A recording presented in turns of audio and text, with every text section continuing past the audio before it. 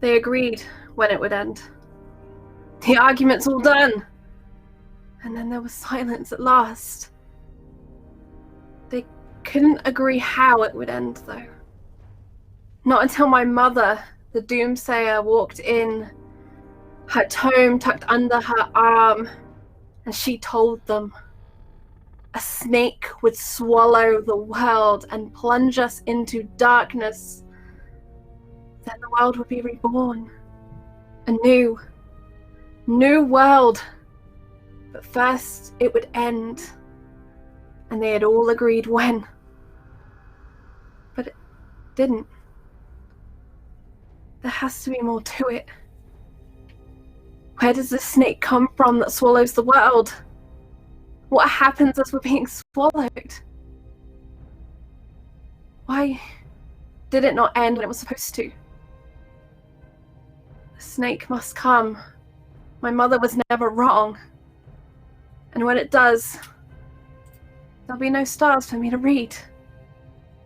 And I'll have no clue what will happen next.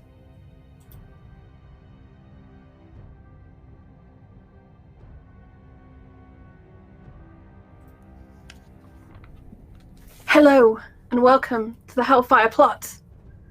Hello and welcome to Wednesdays and Zweihander Mangosh supplement-inspired chaos. I am going to hand over to our wonderful GM today, Susanna Grace. Well, hi, everybody. I am very excited, as I said in the tunnel, I think about 100 times, to get started this week. But before we do, let's have a little summary of what happened last week. Oh boy, where do we start? Well, we start in an alleyway with the terrible beast of the hunt being cornered and had been attacked a little bit by the gang, just a little bit. Spells were flung, including a flock of murderous crows, magical missiles, and a bunch of other terrible things, as Seraphina warned everybody to back up and let her sister work, as Zara tried to console the beast and try to connect with it, as she saw something in the beast's eye that unsettled her in a way, but that made her want to help the creature. Needless to say, Lucius and Zachariah did not share the same sentiment and were in straight full-on murder mode and tried to destroy it. However, the beast had another idea as it clambered onto the wall and smashed Zachariah through a separate wall and made its way into the city. In the aftermath of the rubble, as Zara was about to run over and give Zachariah a piece of her mind with a very bloody nose, as she had manifested chaos. Very disgusting blood just everywhere. She stepped on a floorboard and saw that beneath there was a tunnel where there shouldn't be. And after a bit of shouting and arguing amongst themselves, they pried open the floorboards and looked down, and discovered that this tunnel led on for quite some distance. They followed it, and it was very narrow and low. And they followed it into a basement somewhere. Now, this was clearly a storeroom basement, but they couldn't quite divine where in the city this was. But they saw another passage dug out the other side and decided to continue going down and down. On the way, they discovered a series of traps, simple tripwires, concealing mechanisms that they weren't too sure of, so didn't investigate further. Luckily, they didn't trigger any of these traps. But before long, they heard a shush down the corridor, and Lucius stepped through a magical door to be face to face with a young boy who was no more than 13 years old, wearing oversized armor of that of the Royal Guard. He was very afraid, very afraid. He was pants-wettingly scared of the spooky-ass dude that just appeared out of nowhere into the darkness with the creepiest expression on his face and questioned him. Eventually, after the questioning, Lucius sent him running down the corridor where he was stopped by Zachariah. Again, more questions were asked, and he was sent once more, running back down the corridors that they had all run down. And unfortunately, he triggered at least one of the traps. Lucius then stood in the dark and was very creepy, and it still gets me now, but he called for the other boy that was patrolling with this child, an older boy named Gilbert. After they cornered him and asked him more questions, Seraphina convinced him to drink laudanum to knock him out, to protect him as much as anything else. Hey, I mean, getting knocked out by laudanum's probably better than a concussion. I mean, to be fair, I fully believe Zachariah was just going to kill him, so... I mean, the best would have been if they went to a nice buffet at a warehouse where they're nice and safe. Uh-huh. You never said it was a buffet. What's being eaten there? Oh my... Sustenance. The lightest of fairy cakes. Yep. Mm-hmm. Light and fluffy. So I saved that kid. After dosing a boy with a lot of laudanum and letting him have a little nap, and him begging you not to do anything with his body while he was asleep, because this has happened to him before and he woke up minus a kidney, you left him sleeping in the corner with a track. Proceeding further down, and you were heading down now. The slopes were growing steeper before you came upon a large, dark room. As you walked inside, you saw that the center of this room was dominated by a huge magical circle with something in the middle that you couldn't quite see from that distance.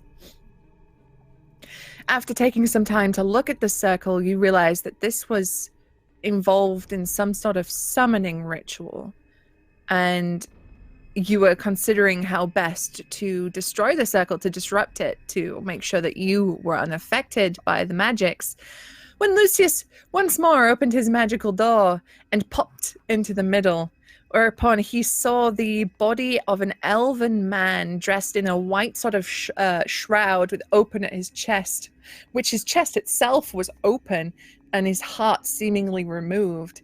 As Lucius was taking a closer look, the figure's head snapped to look at him, its eyes wide, and it let out a deathly groan as it attacked him. And I believe from that point, we entered combat. Mm-hmm. So, if my notes are correct, the next person to act in the initiative was Zachariah.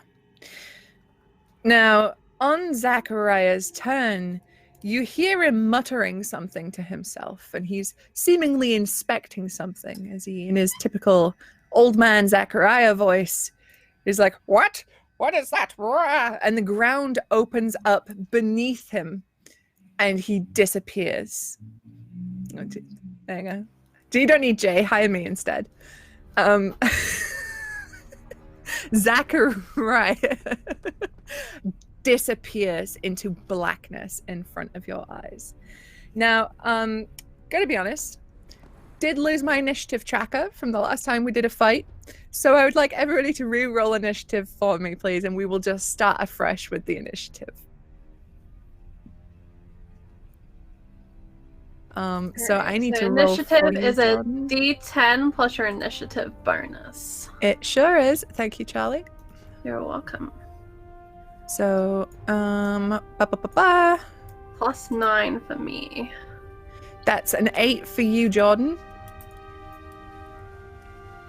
13 total for me. I'm just trying to get your sheet now so I can see what that is. And for my monster... Ew.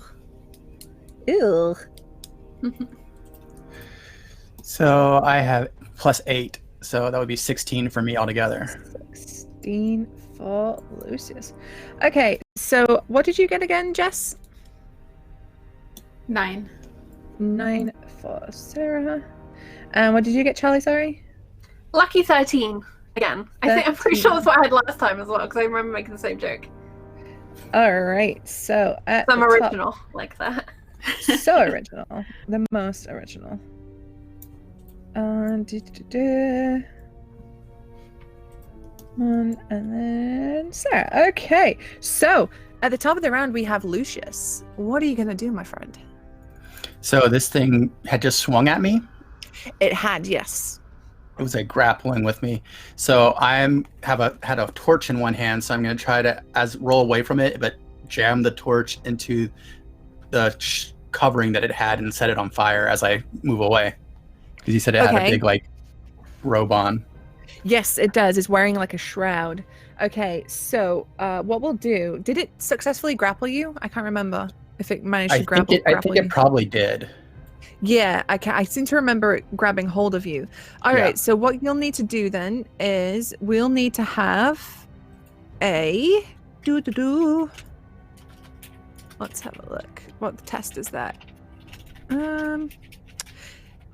Athletics. So we'll need to roll you an athletics test, see if you can break off this creature's grasp. So your athletics will be... I have a 40 in brawn and a +1 and a 5, whatever that means. Okay, so you have to roll under 40 to get out of this. I'm going to take a moment to remind chat that you can interact with today's show by donating to give crits, which are auto successes, auto fails, and super things in Zweihander, or super bad things in Zweihander. You can also do a twist of fate, which can save a character from death. There are banes and boons, which are more narrative, but will have good or bad effects. And of course, as always, absolute power. I don't know what that does yet, but when it happens, it's going to be huge.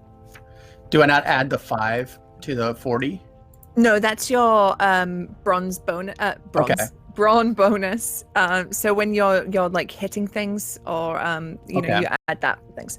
Okay, so you needed to roll under a 40. You got a 33, which is a critical success. So not only do you break this thing's grasp, you break it really good. You managed I feel like maybe shove the torch into like the chest cavity and push it away. So, okay. Do you want to use that an attack? Sure. I mean, why not? Yeah, I do want to set it on fire with the torch as I get away from it.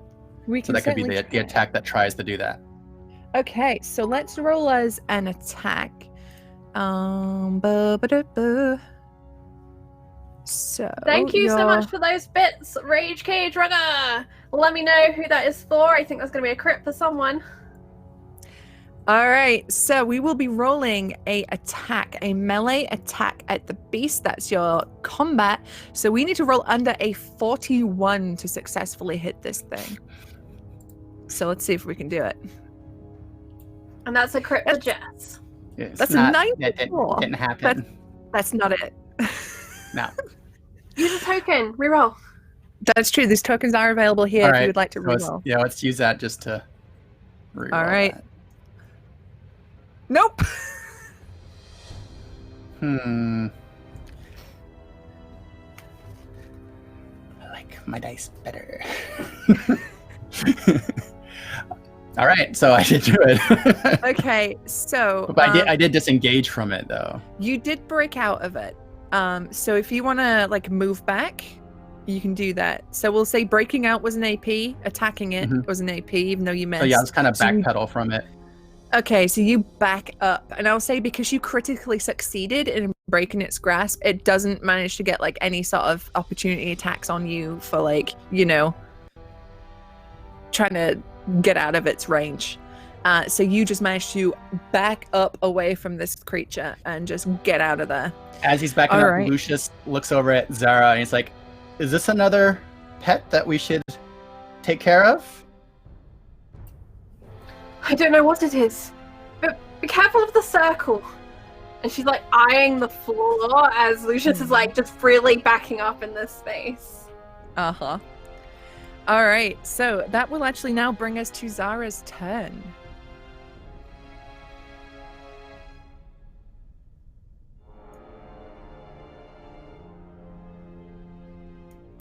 Okay. I'm unmuted. I've got a lot of windows open today. I'm very stressed.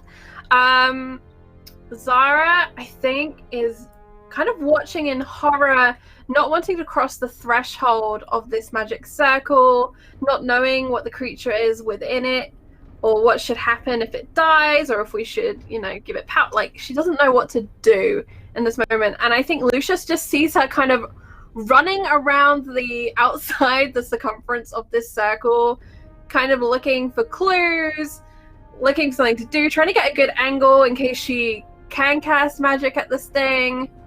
But mostly, Susie, I think mechanically, her go is just spent moving around. Maybe an action to search the room for something useful. Okay. She doesn't know what she's looking for. She's just looking for something. Someone's made a magic circle. I think I've left a scroll here that says, please do not cross, don't walk in the grass, or, how to summon Beelzebub, or, that sort of thing is somewhere. Oh, if only this was Beelzebub, your lives would be so much easier. Okay, so I would like you to roll me then a, oh, what is the bloody word? Scrutinize? Scrutinize, that's the one. I was looking at the word and my brain couldn't read it. Couldn't process it. All right, so it's a 58 as my target. All right. Nailed it! 4. Ooh! Okay. Wait and see how I can't roll that when I actually try and hit anything. This is, I'd be like, Charlie, roll to save your life. 100. All right. Okay, so you are searching around in the darkness looking for anything that might be useful. You see a discarded sort of pack thrown in the corner, and in it is a bunch of sort of like, not to put too fine a point on it, occultist supplies, including a bunch of spooky candles, Candles sacrificial are coming daggers. out. Yeah. Dagger very carefully placed on the side. You don't find any sort of manuscript or scroll or anything like that. But you do find like this it's strange. It seems to be like a sponge suspended in a liquid. Very carefully move that to the side. And I think in this moment she looks towards the tunnel and sees like the last of Zachariah disappearing down, because I imagine this is all happening very quickly. Yeah. She's like, and she reaches into her pack and she pulls out the last of the scrolls she'd been lining up for Zachariah's astrology reading, and like lays them out, and she's gonna attempt to use astrology to figure out what the fuck is happening here. Okay. So she's like looking frantically around. Seraphina will see her, and then she finds this bag and she's pulling out everything and she can't make sense of it. Zachariah disappears, Lucius is being attacked, and your sister pulls out some more paperwork and is like, okay, focus, Zara. The answers are here. You can do this. And like nervous glances towards the fight that's happening in the middle of the circle. So there's this undead being kicking the shit out of Lucius, and Zara's like, huh. To be fair, Lucius has done a fair bit of kicking shit out of things with his light, so she's not too worried. No, that's fair. Okay, so how long does it usually take Zara to read the charts? I imagine to do like a proper like astrology chart, it's probably like an hour or something, but she's like frantically running down the columns, looking for numbers, trying to remember, what the date is, where things should have moved to. So it's probably going to take her a while to figure anything out. But until something else happens, that's what she's working on. All right. So we'll say that at least the rest of this turn, you're just sat on the ground, frantically looking through these numbers, trying to figure out what is going on and how you can help. Okay. Which will now bring us to the creature. And the creature lets out another very sort of groaning sound from within its chest, as it's almost echoing in that concave sort of just mess of a chest as the ribs are sort of opened up, almost like a blood eagle of ancient Viking history and lore, except the wrong way. It's not the back, it's the front. And it's looking frantically for the nearest target it could go for, and it is going to start lumbering, throw itself off the dais that it was on and start lumbering towards you, Seraphina. And it will let me look, I've been leaving you alone, Jess. Now's time for some shenanigans to happen. I guess. Okay. Do you feel attacked, Jess? Literally, I literally do. Well, you're about to get attacked. So let's see. I'm gonna use that token that I got from Jordan. Oh, I just had the noise. Nope. Thank you so much, Radiator RPG, for that 100 bits. Thank you. So, Seraphina, this thing very slowly, it's not very fast in its movements, comes at you, and you feel the hand and you feel the air displaced as it comes up to sort of slap you in the side of the head with its horrible claws. But you can duck out of the way very easily, as this thing is not particularly hurried just yet. But it is then gonna, just in a very similar way as it did with Lucius, it sort of just throws its body weight on top of you, attempting to take you down. So I need to make a coordination test. Ooh. Nailed it! Oh, that's a critical success.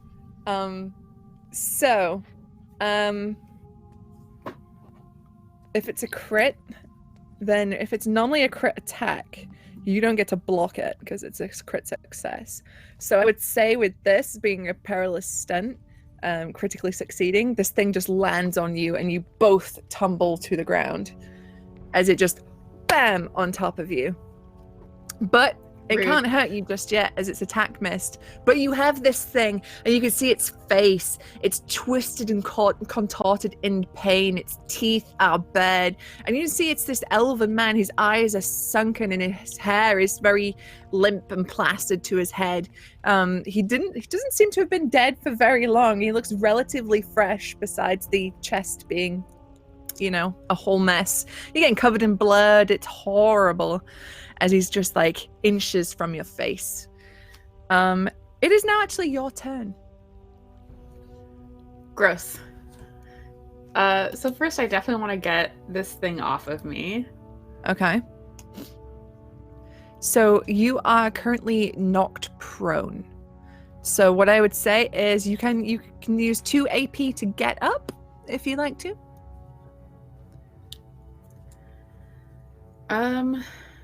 Yeah. Will that include actually pushing it off of me, or would that have to be? Yeah, we can. Yeah. The thing being on top of you is a pure flavor thing. Technically, you're just knocked prone. Okay. It's not. Okay. Gripping you or anything like that. All right. So yeah, I'll use 2 AP to do that, and then okay. I guess just go after him with my sword because I do not like that this thing just tackled me. No, I mean, it's just trying to give you a hug, so, I don't know what the big fuss is about. Did it cross out of the magic circle? It did. It doesn't seem to be affected. I'm pretty sure, when we rolled on that last time, it seemed like what had happened had been done. The summoning or whatever had already been done, and this is the leftover aftermath of it. Zara doesn't like magic circles. They're dangerous. Oh, yeah, of course, yeah. Oh, Jess with the 5. Oh, damn.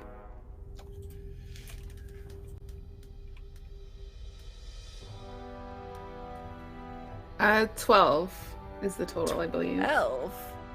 Dang, okay. So give me a second. I do not like that it tackled me. You can, Jess, you can use one of the fortune tokens to make that 5 or 6 and explode it. If you want. Oh, I actually would like to do that. Do it.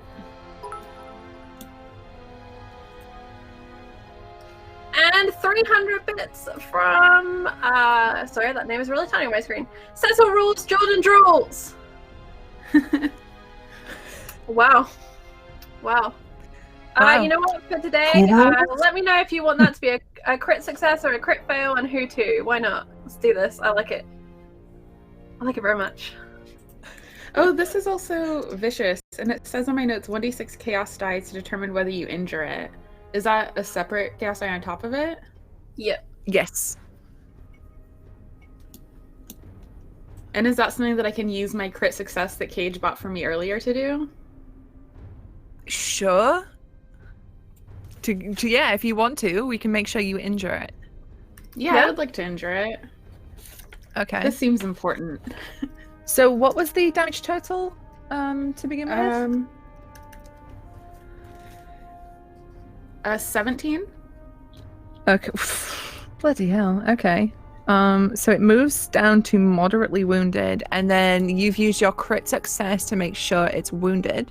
So let's roll on the moderately wounded table. Moderate injury table, sorry. Would you like to roll the D100 to see what injury you give it, or would you like me to do it? Sure. I'll do it. And All hope right. that it's a good one. Wreck We this are 5 away from a wild magic surge on those retweets. thing. Ooh. So, this is an 80. The elven man suffers from a strained groin. Ugh. Strange groin or strange growing? Groin. Oh, a strange one though. Okay. Until fully recuperated, he cannot use any movement actions beside take cover or hustle in combat. Oh, you said strained. Strained. I heard strange. Hey, he might have a strange groin. We don't judge.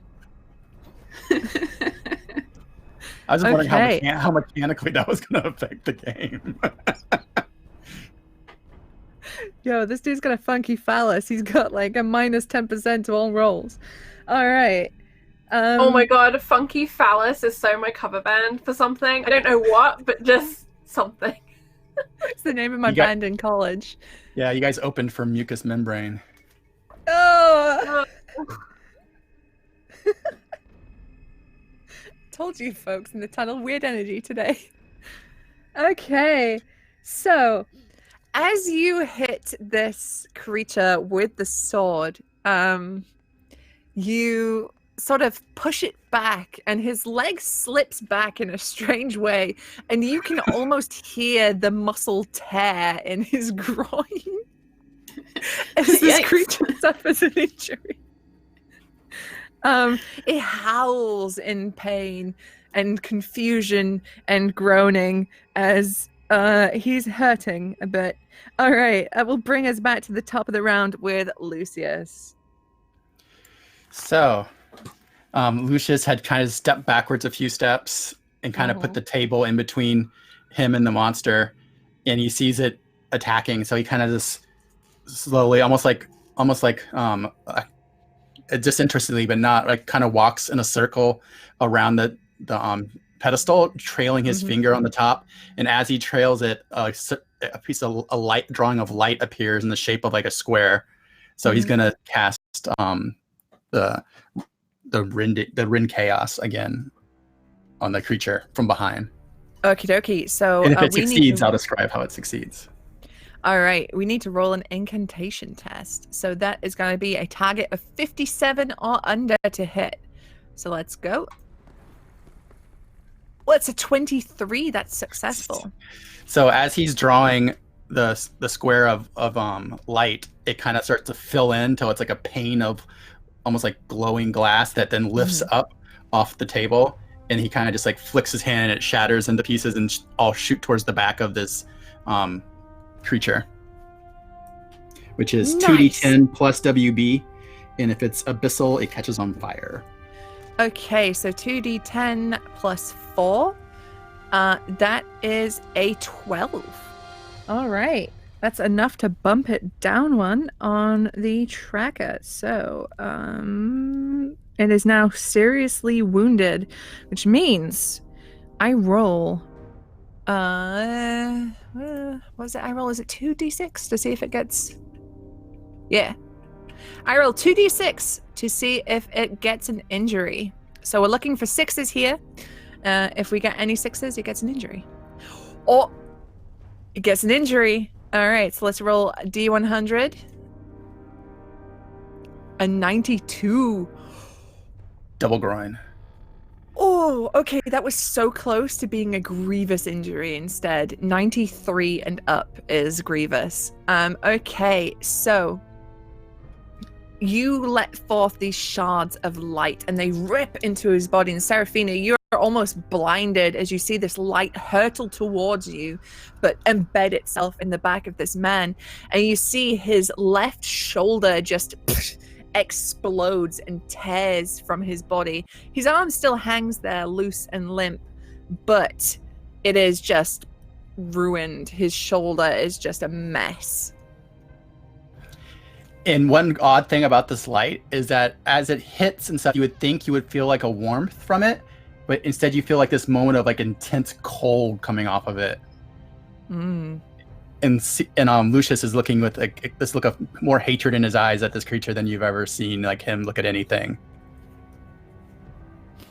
Okay. Is there anything else you would like to do with your turn, Lucius? Now he's gonna kind of stay there, kind of his hand still up. All right, he's got that good anime. I've just done a very cool thing pose going on, which will bring us to Zara. You are consulting your charts. Do you want to make a roll to see what they tell you? And we'll do that for this turn, or are you just gonna be like, fuck it? Yeah, I'd like to make a roll. I guess it would be tradecraft. Sorry, I was attempting to adjust our fancy grounds box a tiny bit, but I can't get it to work right now. But yes, I'm gonna roll with tradecraft. Which is gonna be a 54. I'm guessing because it's a stressful situation. There may be some sort of hamper here. Yeah, I'm gonna say let's make that 10% harder. Because, you know, you're a bit stressed. It's a bit dark in here. There is like this a zombie isn't what man. these charts were designed for. No. Alright, so this is going to be a 44 willpower tradecraft test. I think that's right. Yep. That's a 58. 58. It is a 58. That's it, I guess. I mean, this is what she's doing for her turn. She's trying to read these scrolls. She's watching what's going on. She's seen the creature come out, and she like glances back at this paperwork really guiltily and looks at Seraphina, and she's trying to understand what's going on before she does anything. But I think seeing Seraphina like strike out at this thing and the creature visibly react, and Lucius is doing things, she's like, okay, they're buying me time. Okay, all right. So that's your full turn to just sit and to sort try and get this. She isn't someone who's naturally armed with a lot of, you know, violent things. So she's doing what she can do and gathering information. Yeah, absolutely. She doesn't even know, because this thing's been in a magic circle, she doesn't even know if we can destroy this thing, if we can kill this thing. Is it alive? She doesn't know. She has questions, as is her brand. I mean, that's the cool thing about Zweihander too. It's not always about fighting. There's other options. Okay, so it is the creature's turn, and with you being just right in front of it, Seraphina, it's just gonna carry on the onslaught and try to chomp you. Okay, but first, it's going to all right, you watch Seraphina as this creature, its arm, shoulder just explodes, and you watch as it takes its right hand, it grabs a fistful of its own intestines, and then it throws them at your face for a dirty trick. Okay, so it's gonna make a a guile test. Which, oh my god, does that? Wait, hang on. Wait. It succeeds! So I need you to make me an awareness test. I don't like that.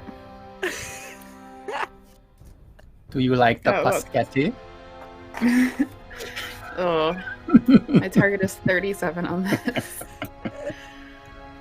Yeah, not even close. Okay, so Seraphina, you barely have time to realize what's happening before your eyes are just filled with blood as you feel this still kind of warm, wet, a horrible sensation just coat your entire face. So you now are blinded. You cannot counterspell, dodge, or parry until your next turn. So it is going to attempt to hit you now that you are blinded. So we're going for a melee attack, which is a 95. I do have a token. Let's re-roll that. To a 50, which is enough to do it, and you cannot parry this because you are blinded. So it's gonna hit you. Oh, you lucky bugger. All right, that is 10. So if that beats one of your thresholds, you move down one on the tracker. All right, move down one. Okay, so that would move you to lightly wounded? Yep. All right, so you're okay for now. If you get beat down another level, then you go to moderately, and then that's when we start rolling for injuries. So you're all right for now, but so you feel as you're sort of trying to wipe away this horrible viscera from your eyes, you feel almost like a punch hit you in the stomach, but there's a sort of edge to it as this thing is dug in with its horrible long fingernails and is like twisted at your stomach, trying to rip your innards out. And it screams in your face as it does so. It is gonna keep 1 AP, I think. All right, so it is now your turn, Seraphina. Cool.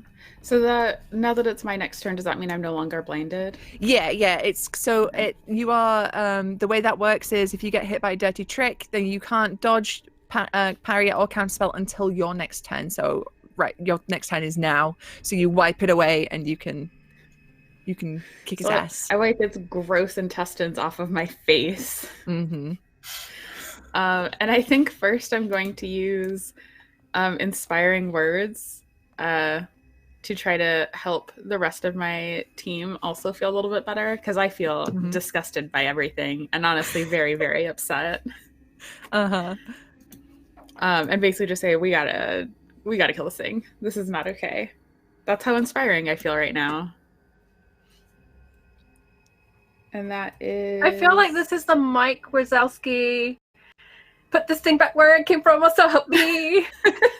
Still help me. Yes, exactly. That succeeded. So okay. Let's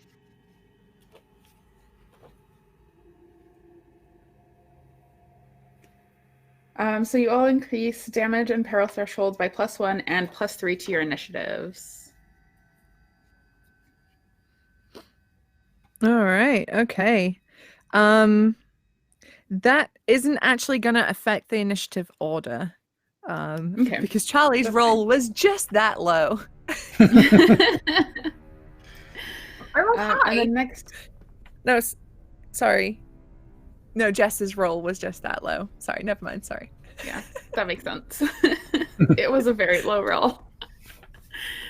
And then next I am going to... I guess I want to try to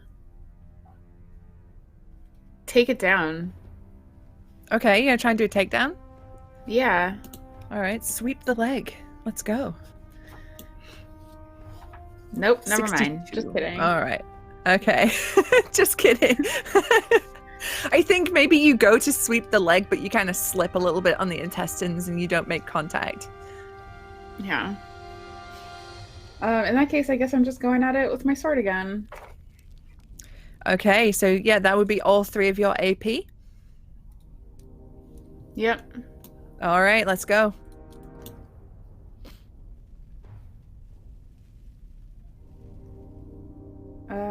And yes, I needed below a 48, so that hits.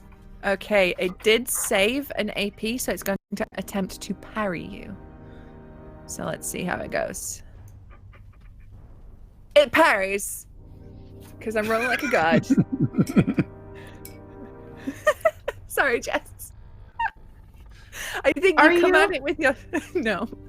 You come at it with your sword, and I think it just kind of turns and deflects you with one of its exposed ribs that's just kind of sticking out. Just Gross. It's so gross. This thing is disgusting. Yeah, not into that. Okay, so that's all your AP used for this turn. Okay, which will bring us back to the top of the round with Lucius. So Lucius is standing there behind him, and he is just like kind of like seems to be seething with hatred for this thing now that he's looked around the circle and seen that this is like the part of the ruinous powers and stuff. And so he walks up behind it and puts his hand on its shoulder and says, "You don't belong here." And then like underneath its feet, like cracks start to form like a spiral, and it looks for a moment like almost like a galaxy underneath them, like stars and darkness, but with a light pulsing behind it. And he shoves downward, and he's trying to do the through the labyrinth again, but this time to shove this creature down into the labyrinth.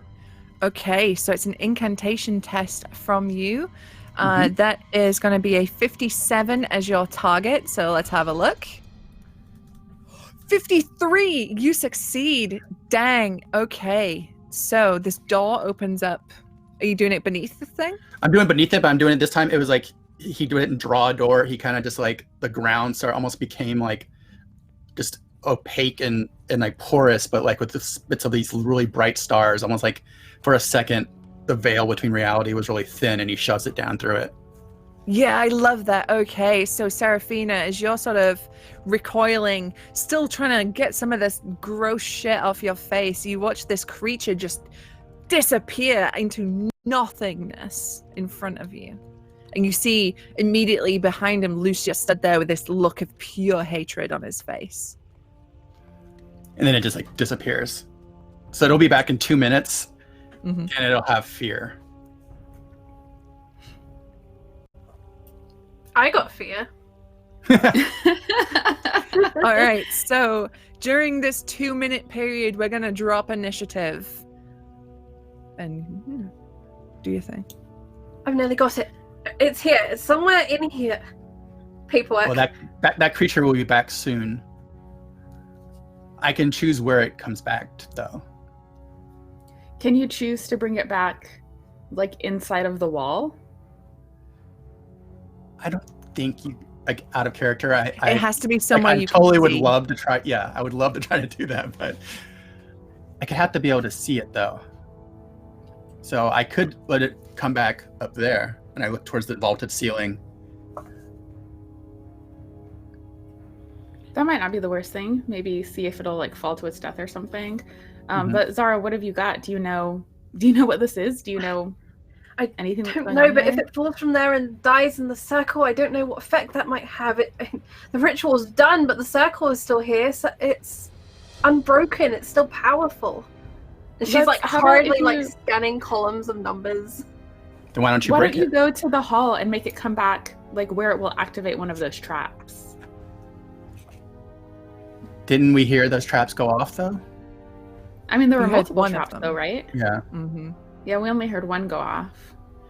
I would prefer to have the creature where I can know that I finished it off. Away from the circle. You could would do be that up preferable. there. Yes, I mean, there's room on the outside the circle. I can make it fall down by the edge of the wall. I mean, but make it follow by like one of the traps so it gets. I mean, you can watch it like activate the trap and hopefully get stuck there. And then if that doesn't kill it, it'll at least be like stuck and incapacitated, and we can defeat it then. We can do that. I just merely thought this was a creature not best to get close to in a small tunnel. I mean, yeah, ideally we'd stay away from it, but if it's gonna come back somewhere, at least let's make it come back somewhere where it'll get caught on something. It's just like nods. He's like, all right. Be careful though, there may be magical traps. Something happened to Zachariah. I didn't see it until the last instant. Charlie, go ahead and make me one more tradecraft roll. Sounds good to me. Am I hampered this time? We'll make this standard as there's no immediate threat right now. Alright, 54. No, 91. Nope. I would like to tokens. reroll that, Susie. Yeah. Yeah, go ahead. That's better. 16. Oh! Okay, so what exactly are you trying to find in these charts? She is looking for an answer in these charts to... I'm guessing, magical surges would show in this sort of chart.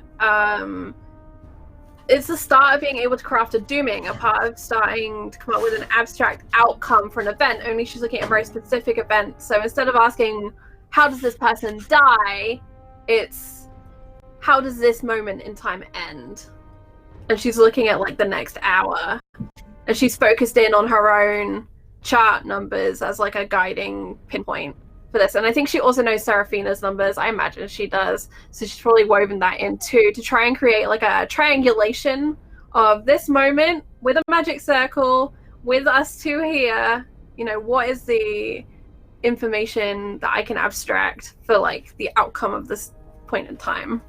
Okay, so as you are reading these charts, you're looking at these numbers, you're focusing, thinking so hard and trying to put things together. You feel all around you become icy cold. And you look across to that jar of that sponge and that liquid, and it's frozen over. And in the back of your head, you hear laughter as though it was a cocktail party. You hear joy. You can't hear specific words, but it sounds like high society mingling. And you see steel, weaponry. You can't see faces. You see bars. You see a cell. You see gallows. You see the creature. And she kind of says, Death is coming. The cold that creeps beneath the party that dines. Death is coming. For prisoners and gallows and monsters in the dark. Queensguard. Something is going to happen. Something is happening. And it's going to spread. And she hurriedly goes back to check her maths. And then sees that is the outcome. And then she looks down the tunnel knowing that time has been passing while she's been studying. And looks to Lucius and Seraphina. And then looks slowly up to the vaulted ceiling and wonders what exactly they're below. How high up is the ceiling? The ceiling, it's 20 feet up. It's pretty huge. It's pretty up. So, about 2 minutes has passed. So what exactly were you doing? You walking this thing down to where you had the traps? Or Yeah. are you going to stick with your plan of dropping it from the ceiling? Actually, I'm going to stick with dropping it from the ceiling. Okay, so just on the outskirts of the circle, not within the circle. Yeah. Okay, so you're focusing on that point. You right the apex, because I imagine it's kind of got a little bit of it's a fancy, kind of semi-fancy looking ceiling in here. Say it's really deep underground. You look up, and the door opens once more, and the creature just plummets with a sickening thud, and you hear the crunch of bones, and you watching it, Lucius, as it drops, and it's dropping head first, and its neck just at a really odd angle. Wow, my neck just crunched then real bad. And it's gonna take some damage. Oh. Let me just roll another one. Oh. Okay, this thing lands with a thud, and we are back into initiative. So that was the end of Lucius's turn to send it into nothingness, into the labyrinth, and send it back. Zara, you hear this crunch of bone as this creature lands on the ground. Zara looks in that direction and desperately tries to think what she can do. She's busy thinking of elsewhere in the rest of the city. This is almost a distraction now. It needs to be over quickly. And she sees the creature is prone right now, right, Susie? Yes, it's prone. She takes a breath and steels herself, and then she's going to run straight across this magical circle to this creature. Mm-hmm. And she's drawn her rock in a sock. And she's just going to attempt to bludgeon at this thing to make it stop moving. This is like a prison assassination. Shit, okay. Hit it with the rock in a sock. She has nothing else, really. Right, rock in a sock. This is going to be a melee combat. Yep. So it's +5 because I don't have simple melee. So it's 39. 44 is my target number. Is there any advantage because it's prone? Oh, hang on. The prone, oh, dang. Where's prone?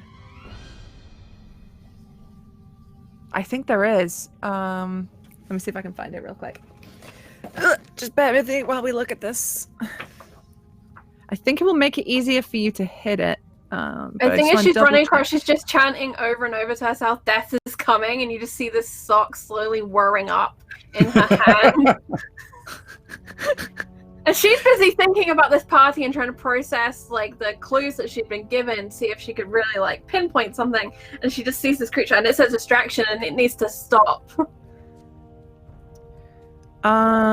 Okay, so I would say, because I can't find it right now and we don't want to spend forever looking, I'd say give you 20% to hitting it. All right, so 64 is going to be my target.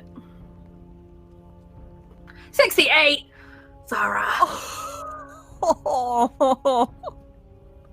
So you swing at it with your rock in a sock, but unfortunately, due to it being just a rock in a sock, your aim is off, and you're going for its head. Just Can to try I and play with crush this actually? So Okay, she go for it. swings, and the rock has found that hole in the toe of the sock, and it just goes flying out, and the sock like just gently caresses the creature's face, and she swings it. I know it wasn't a critical fail, but I just think it's funny. And it's just like just a wet sock just across the face, and she stares at the creature, suddenly like coming into this room of oops. And can I attempt some sort of dirty trick? I don't have my cheat sheet up, Susie. What options do we have? Sure. Okay, so perilous stunts wise, we have a chokehold. You could attempt to choke this thing on the ground. You could do a dirty trick to blind it until its next turn. However, I will tell you its next turn is right next. Yeah. She's gonna so the sock kind of caresses it, and yeah, she's gonna attempt to grapple it so that Seraphina can do something, because she knows she's now right by it. She doesn't want to get hit by this thing, so she's gonna sock down and just try and grab it and like choke it. Like, sure, or you could attempt to do a stunning. But... Okay, let's do a choke. Make an athletics test. Alright. She's not thinking, she's just reacting. So this is gonna be a 45 as my target. Okay. 74. No. No. So you try to like choke it, but there's something about this thing. It's the odd angle of its neck. You can't wind your arm around to get that good grip. And so what happens is the sock is like shoved in its mouth, and she's trying to like get hands on it, and it's just like, what is this woman doing? It's all slippery too. The head's all over the place because the neck's broken. It's a comedy of errors. All right. Well, unluckily for you, Zara, you just started trying to cuddle this thing. So it's gonna use 2 AP to get up. You have used all your AP, so oh no, it's not trying to move away from you, so it's fine. You don't get an opportunity attack. So 2 AP to get up, and then it's going to just hit you. Okay. That's a 16. And you used all your AP to get there, to choke it, and to hit it. Yep. Okay, so it's gonna do damage to you. Let's see how it does. Oh. That's 6. Succeeds. My peril threshold is 6. Okay. So you move down 1 on the tracker. Okay. Just bear with me a second. I am imperiled. Does it do damage? Or was that the damage threshold? Sorry. That was the damage threshold. Oh, then yeah, that totally does, because I'm on a 4 for that. So I am lightly wounded. Okay, you are lightly wounded.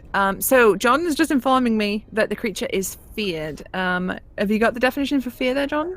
No, I do not. Look up in the... That's okay, no worries. It just says it has fear. It has fear.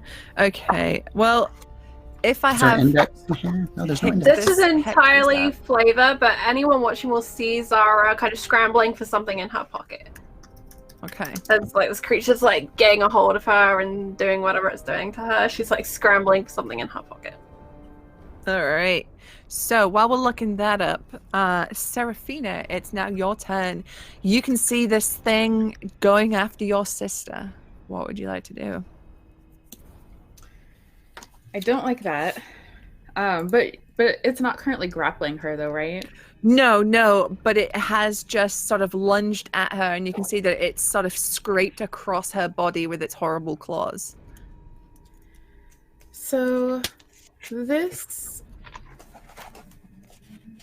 I guess, would be maybe like a special action or maybe a perilous stunt. But I have an oil pot in my trappings, and I basically want to douse this thing in oil so I can set it on fire.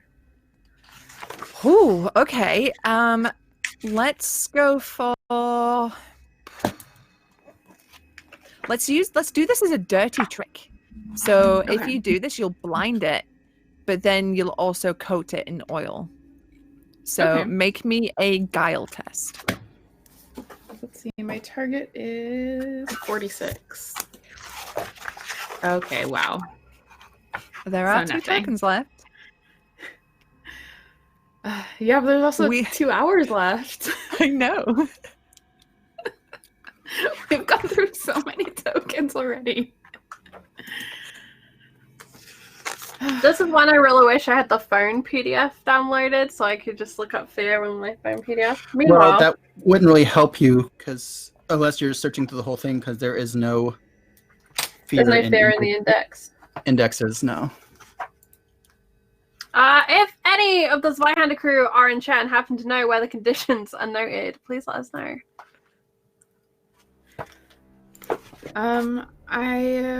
They're looking for fear, Radiator RPG.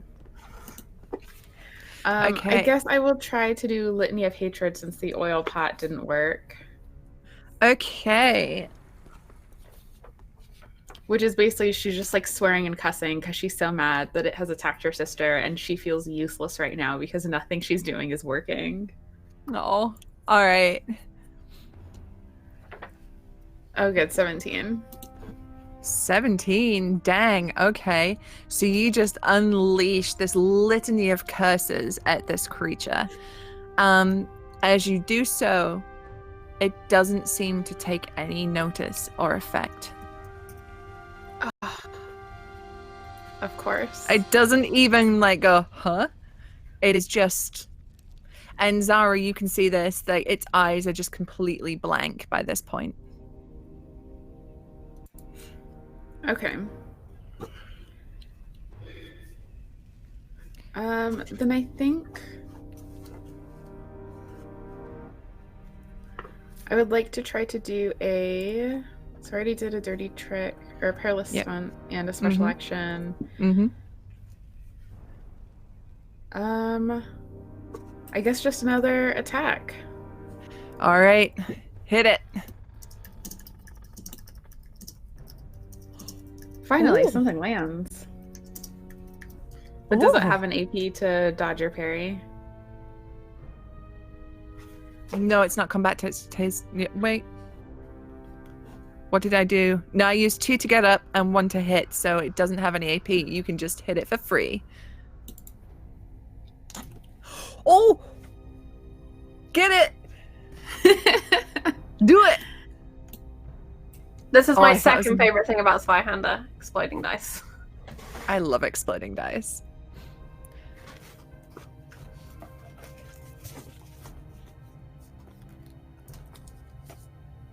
Uh, 16. 16. Ooh, okay, you move it down 2 on the tracker. It is now considered grievously wounded, so we need to roll 2d6 to see if it gets an injury. It does not. And then I think there's an additional one because it's vicious, so it says 1d6 chaos die to determine injury. Yep, so roll me that d6. Dang. Nope. No injury. All right. Well, you know, it was worth a shot. You can make it 1 with a token. I know, Yes. but the last time I did it just got a strained groin. I don't know that it's worth it to give What? CD. Kit had a strained groin, and she can tell you they're rough.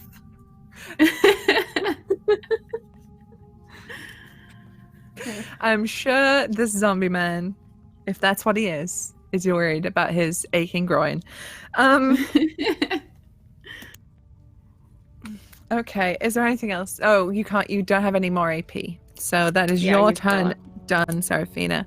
All right, so as a result of the fear, this thing takes 2d10 mental peril and 6 corruption. So let me see. Did I make it more of a chaos creature? Whoops. Let me check a thing. Oh.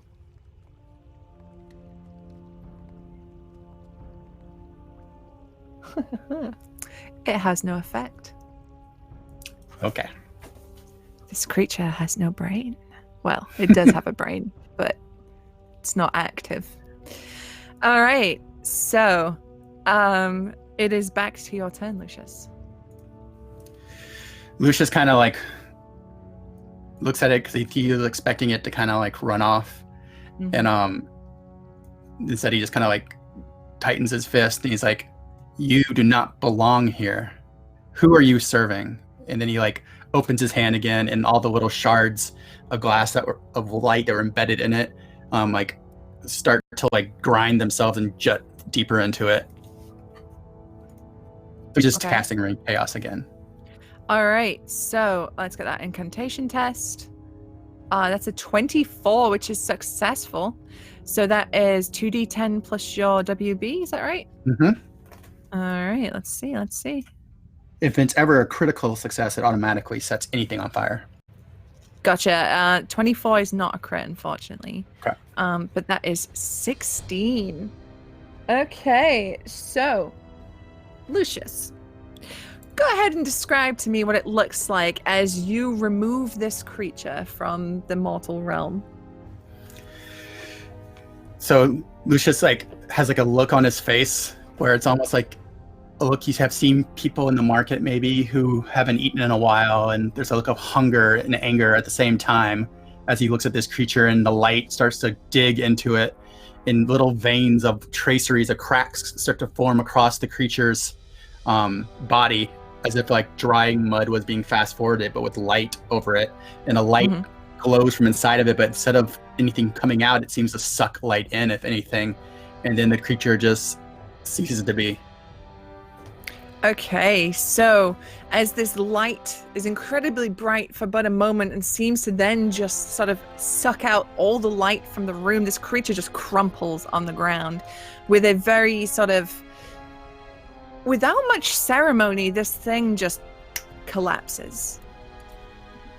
I think in this moment, Zara finishes fumbling in her pocket and she pulls out this holy symbol of the High Church and like pushes it into the creature. I think you got it. It's done. And she like So- pushes it off of her. Any idea of what that thing was? Could be From anything. from the markings in this room, I think it's something that the agents of chaos have put here. And I agree. Well, right, but I mean in terms of, any way to determine what that thing was used to summon. Zara looks between the creature and the magic circle. And you said that was is there like a plinth in the middle, Susie? It's like the elven dude laid out on. table. Yeah, that he was And there laid were on. bowls with things in them right around the edges. Mhm. Yeah, with like blood, and there were skulls with candles on them. You see in one of the circles around the edges, there's 9. You see crow feathers and crow skulls. So some sort of dark tribute, that much is for certain, and it was successful. I'm more concerned about what the stars have told me.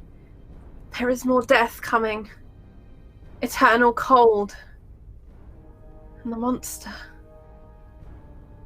This was just a husk left over, the fuel that brought something forth.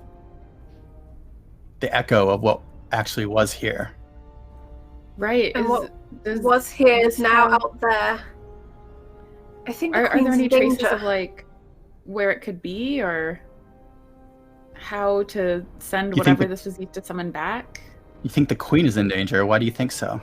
Well, either it was brought here by false guards, or it works for the Queen. Either way, there's a party happening tonight. I'm certain that is where this thing will be. And I think it might be up there. Because you don't summon things far away from the place you intend them to be. It's too dangerous. You summon them where you need them. Then We should need to find work it. out what is above us. Zara looks towards the place where Zachariah disappeared. We need to be very careful, but we need to hurry. I agree. Few This is things survive fire. We should burn the husk. Make sure it doesn't reawaken again. Unless you believe if your that light makes has you- already done that, Lucius. it has, but if it makes you feel better, feel free to burn it. And I think Zara can smell the oil that Seraphina had been attempting to kind of fling around earlier, and she'll nod to her sister. Susie, are there any obvious doors or passageways from this room beyond the one that we've just come through? Why don't you go ahead and roll me a scrutinize test Okay, as you search in the darkness for another way? sure do. 58. That's my. Oh no! Don't close that sheet. I need that sheet. There is currently a poll in chat, by the way. Who is going to gain corruption? I feel like this is a good point in the game to run this poll. We'll do another one at the end. We're doing a special system because this is a mini campaign. So it's slightly different from how the rules is written do corruption. But basically, we'll be rolling a d6. Whoever wins / loses this poll, and that person gains that much corruption. I think Lucius is 0, Seraphina is 1, and Zara is 2. So it's exclamation point vote, and then space, and then one of those numbers. 14, Susie, I succeed. You sure do. Okay, excuse me 1 second. I'm about to sneeze. May chaos explode from your nose. Nope. No, it's not gonna. It's just one of those evil little tickles. Okay, so I condemn you. wow. I mean, blessing you seems weird in this situation. You are the darkest agent of chaos. Yes, I saw your vote there. They're turning on each other. Excellent. Okay. So as you search in the darkness and still very carefully tiptoeing around the edge of the circle, you see there's sort of wooden paneling on this side, as if it's butting up against a separate wall. And as you sort of walk along, you sort of lightly tunk, tunk, and then you come to the third panel that you hit, and it sounds hollow. Yeah, this is a false wall. And she's like feeling to find like something she can stick her fingers in or something. Mm-hmm. And then she recalls that she got the thieves' tools from Freud to give to Jerry Ears, I think I called him. Mm-hmm.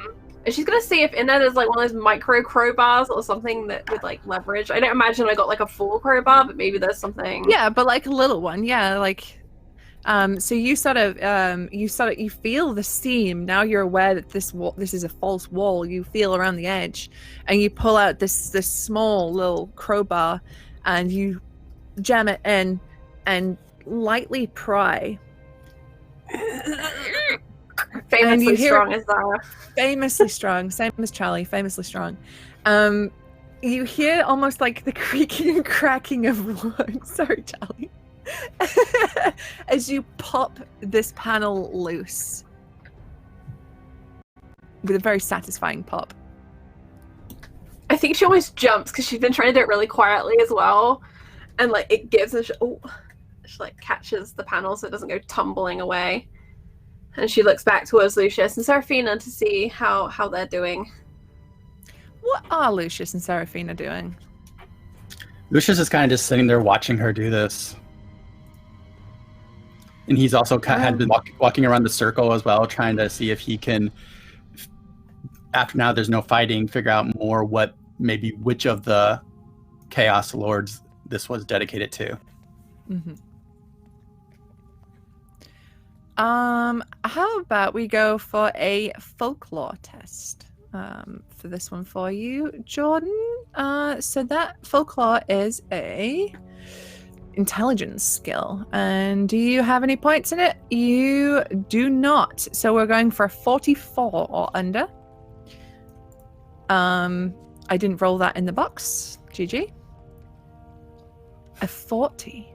All right, so you're studying this very hard, Lucius, and knowing what you know, how you know it, you think you might know from the clues around you who this certain gift was prepared for. As far as you know, this is for the Prince of Change. Lucius looks over at the other two and he's like, cannot make this out at all. Maybe we'll find something more. Maybe we'll find something more through there. That's why you won the corruption poll. Perhaps it's too late to worry about it now anyway. Well, I'm sure we'll meet whatever was loosed here eventually. We know the signs are blood and feathers. Could be a number of things, but all of them dark.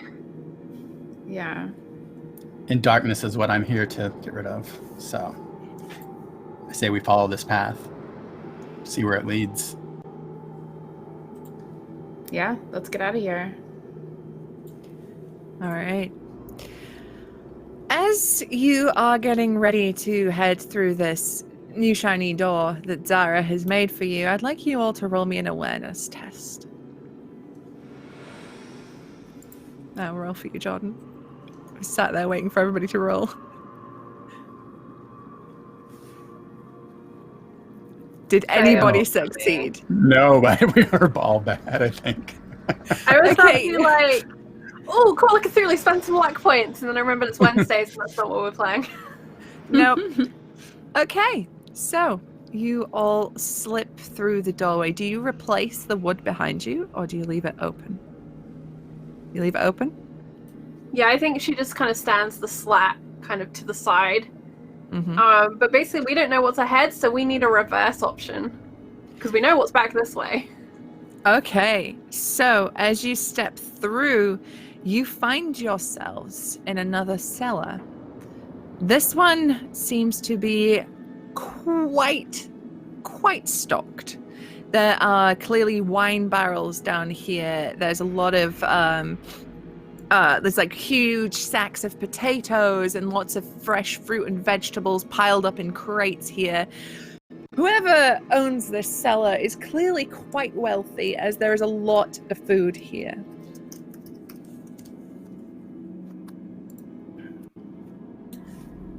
Is there any way for us to figure out, just from what we see, who might own this? Lucius is walking amongst the wine barrels, looking to see if there's any like seals on them or like grits of like them being delivered, because usually wine barrels get sealed with something. Yeah. Okay. So, both of you will have a scrutinize check, if you don't mind. I'll roll for you, Jordan. So that's a 55 or under for you, which is a 44, a critical success. You search the barrels, and you see the royal stamp of approval on it. We also need, what's a fancy wine name? Who can hook us up with a fancy wine name? The city's called Heartholm, right? Yeah.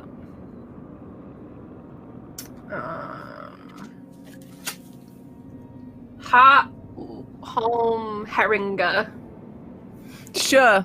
This is a particularly vintage aged barrel of Heartholm Herringa, and is stamped with the Queen's personal sigil on it.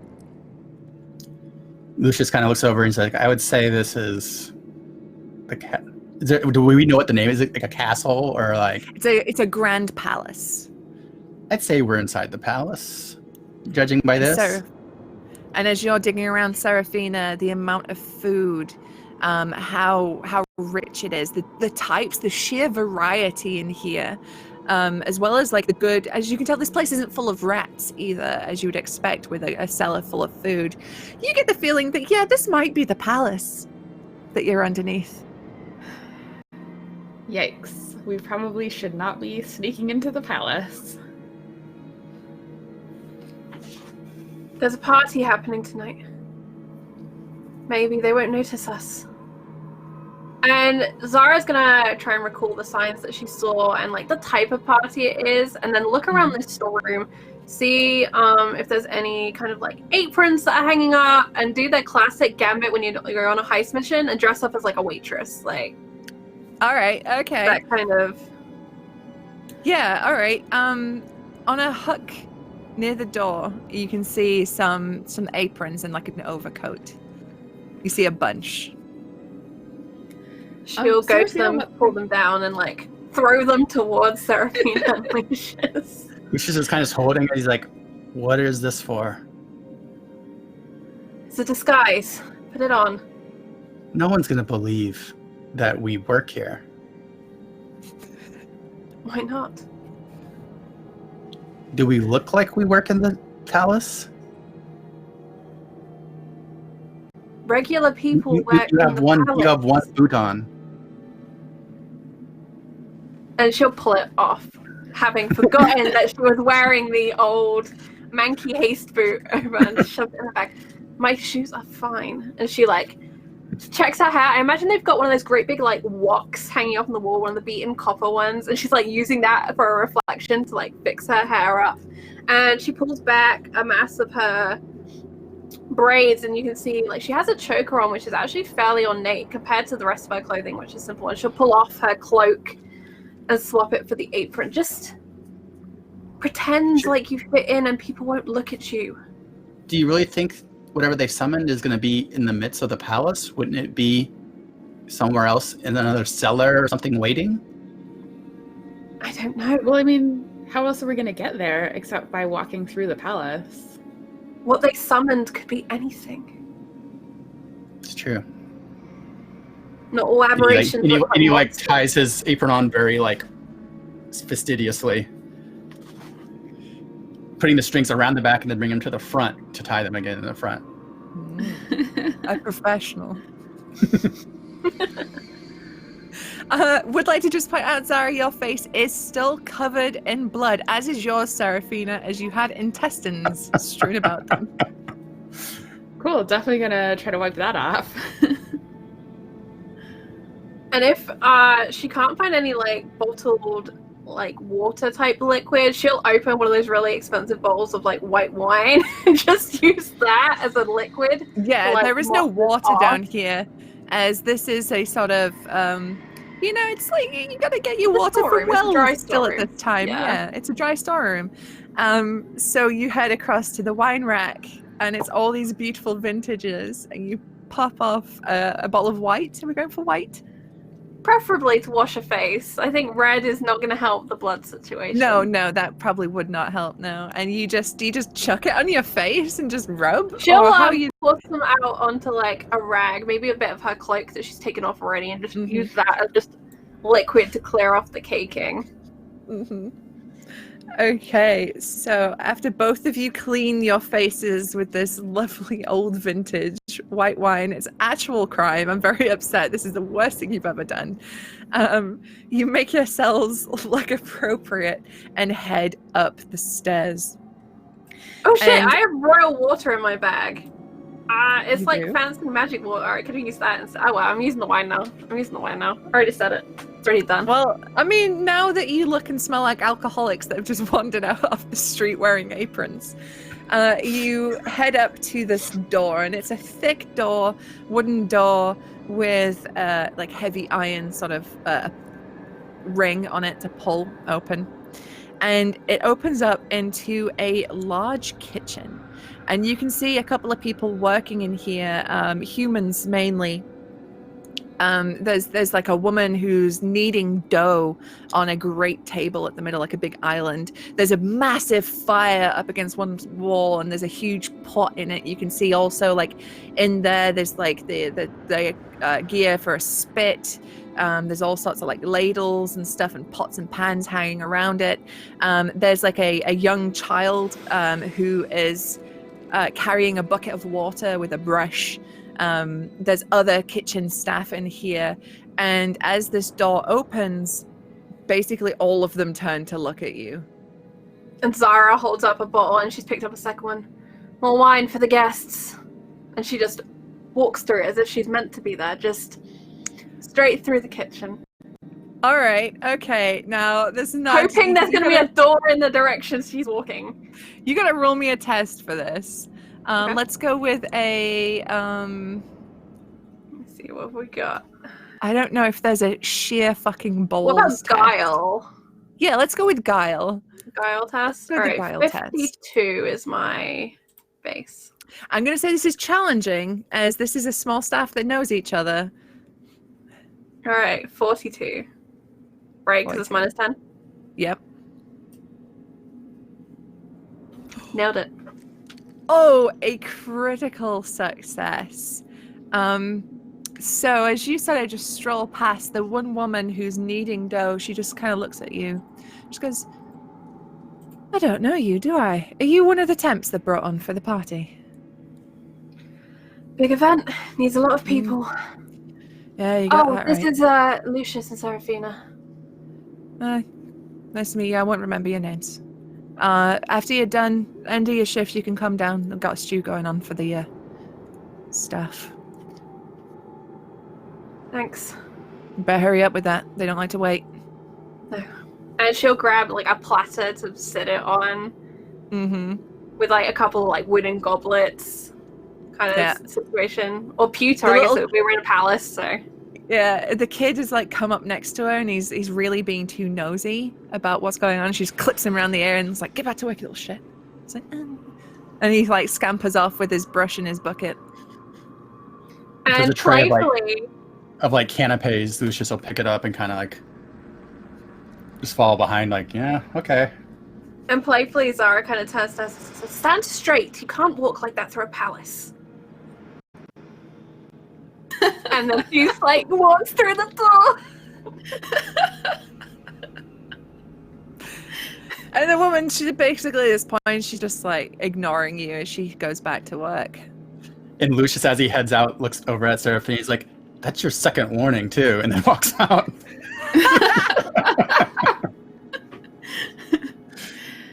Are they already, the people in the kitchen are already ignoring us, right? Yeah, basically at this point, you're just extra staff.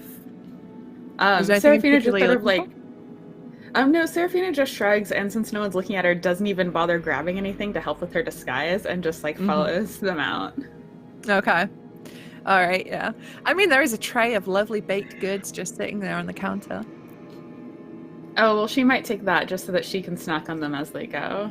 Yeah, that's all right. So you all have there's a tray of canapes, baked goods, and 2 bottles of wine as you head out, and you sort of get out of the kitchens into what is clearly the corridors that are made for the servants. These are not elaborately decorated. These are quite simple. I mean, they're still very well made. Lovely wooden floors still, but there's no sort of like lovely decoration. There's no paintings or anything back here. This is the keep walking, don't get any ideas, your servants kind of situation. And you are in what seems like a labyrinth of corridors, as none of you have actually ever been to the palace before, let alone the servants' corridors. So I would like you all to make me a let's go survival test to see if you can find your way around.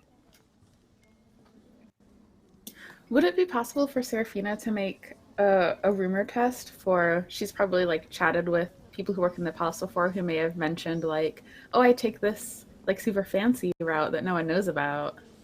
Yeah, sure. And what would if Lucius was wanting to tap into like all his kind of knowledge of chaos and stuff and try to figure out if he can feel where maybe the trail of the energy from this thing went, what would that be? Would that be like a spell, or would that be just like a arcana kind of thing? Or I would say let's go for a folklore test. So like you would know what to like the signs that people say you should look out for. Like see if like there's like a frost on this door. There's like the paint starting to peel in a weird pattern or something. Yeah, absolutely. Yeah, okay. So let's make that folklore test for you, which would be a 44 or under. So let's go. That's a 59, unfortunately. Nope. So you're trying to draw on this knowledge, trying to figure out the signs you should be looking for. Now that you know maybe what this thing is that has been summoned, but there's still something there that you can't quite find what you're looking for. So Seraphina and Zara lives in a fairly illustrious guild with many members of different things. What she would like to do, she wants to listen out for music. If this is a party, they've got musicians, they've got minstrels, they've got singers, that sort of thing. And she's listening out for that music because maybe there's going to be someone here that she knows in that band. She wants to go to where the party's really happening, and it's usually going to be where the music is. Yeah, so she is just kind of carrying this tray and listening for the party. Okay. So what was your roll for the survival? I didn't roll it yet, but I was framing it. Okay, so it's or you could do awareness if you prefer. 53. Yes, I would like to do awareness. That's higher. And my rumor was a success, by the way. Your rumor was a success? Okay. I also succeed. Okay, so Seraphina, you have indeed actually spoken to servants that live at the palace. I mean, they don't have to live at the palace their whole lives. They can go out into the towns, and you've shared drinks with them to find out what life is like for those that live downstairs. And you think that you might be quite near the ballroom by now.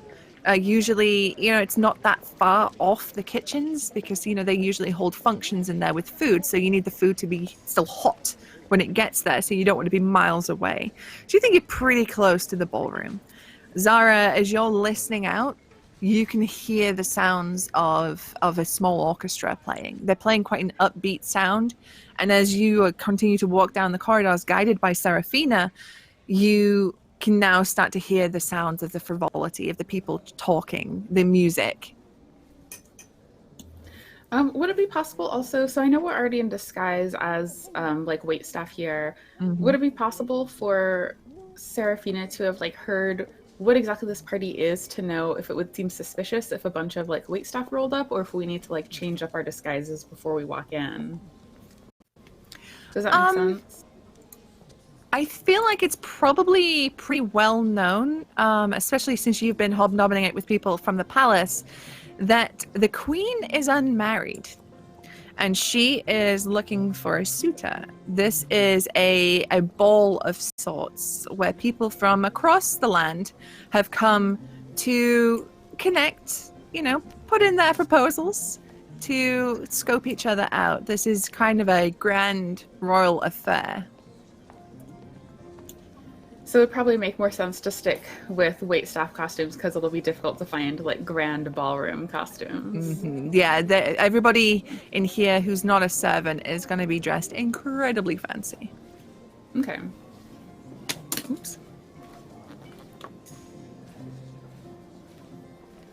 So, as you sort of approach, you can see like a door ahead of you. It is open. Just a little bit as you see a servant just come back out through holding an empty tray. And you see him step forward, step through the door, close it behind him, and he kind of leans against it for a second, and he's like, before he continues to walk down towards you. He just he doesn't even really look up, he's just like, hey.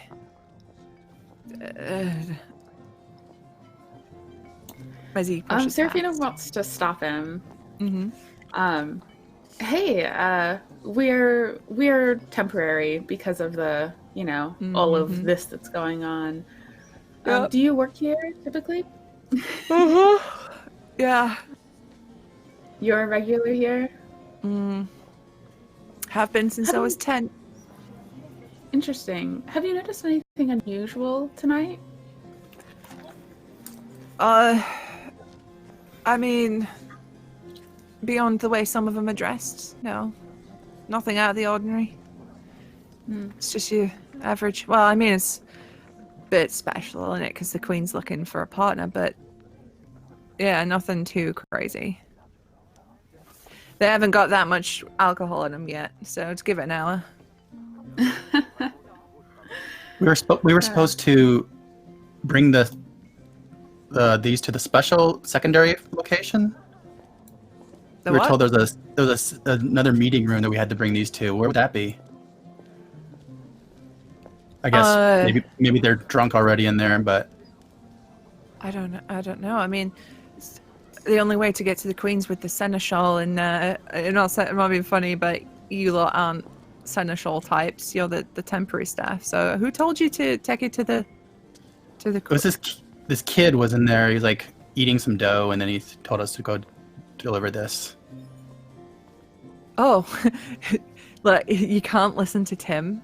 Like you can't listen to that kid. You can't. If you listen to Tim, he'd tell you that he was the Queen's son himself. Like it's probably just having you on because you're new.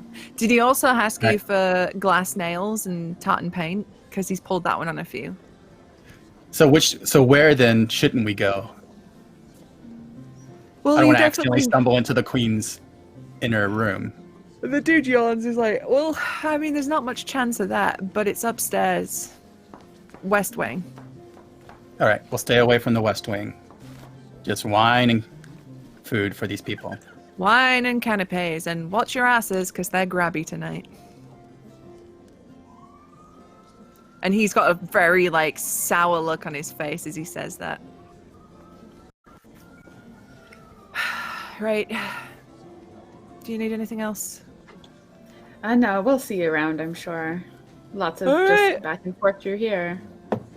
Good luck. And he pats you on the shoulder with it kind of jolts you a little bit as he just sort of slumps back down the corridor. I've made myself yawny now. Mm-hmm. Okay, so you see the door ahead of you, which would lead to the ballroom. What would you like to do?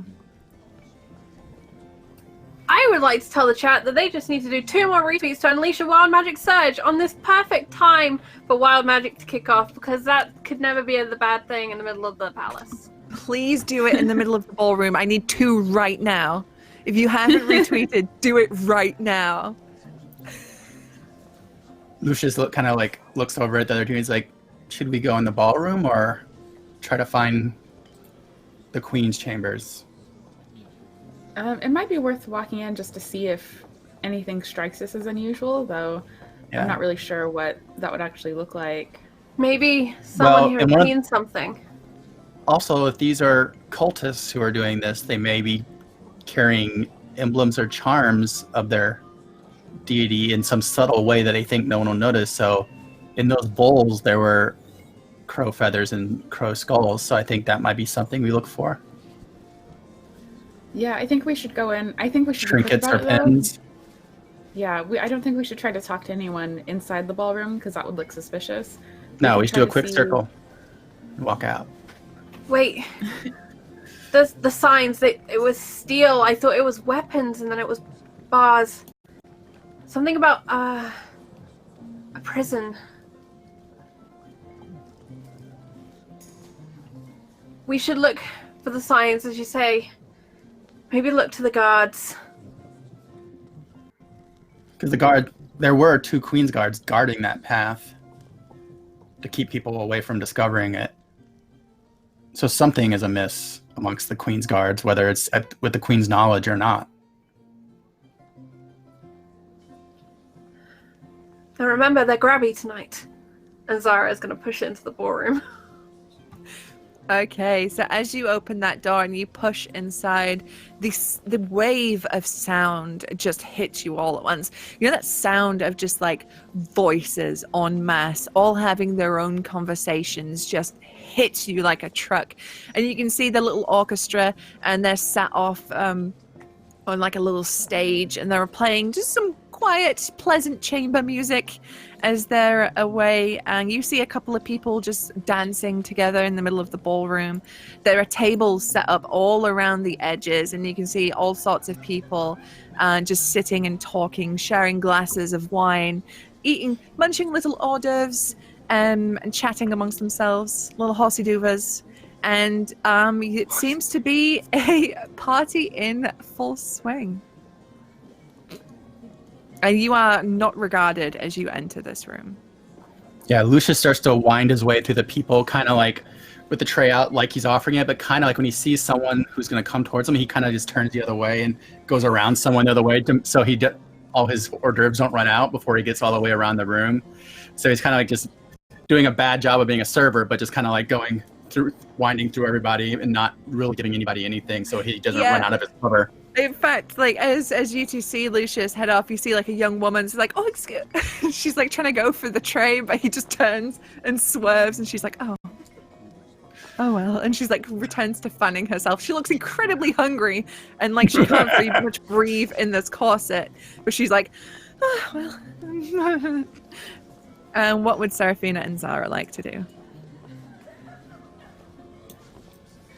Seraphina's, I guess, doing something similar, unless it looks like there's a specific spot where the baked goods go. We'll sort of make the rounds, like she would expect others with the tray to do. Mm-hmm. If she does see people looking like miserably hungry, she'll try to make her way toward them, but she's mostly keeping an eye out for like the signs, like they said, anyone who might have some sort of emblem that she would recognize, or seeing if like any of the Queen's Guard look like they're doing something suspicious. She would also look for if any of the musicians or any of the people, like any of the performers or entertainers, are people that she's worked with before, to see if she can sort of like signal one of them, be like, "Come talk to me outside." All right. I was gonna say, Susie, like, how well are these doing? Have they hit any bum notes? Because I imagine that would like really strike a nerve with a skull. I would say that these musicians are actually really good at their jobs. These are like court musicians. They're doing a real good job. But Seraphina, as you glance around, you can see like mixed in with the guests, there are some like professional dancers here, just to, you know, like just make sure the dance floor is occupied, but also that like there's at least some people here that know what they're doing. And you spot your dancer friend. Serafina definitely makes her way toward the dancer friend, like with the tray, very subtly, like she's still offering the tray around as she goes, but tries to like catch her friend's eye, and sort of motion like, come out when you take your break, come find me. Okay.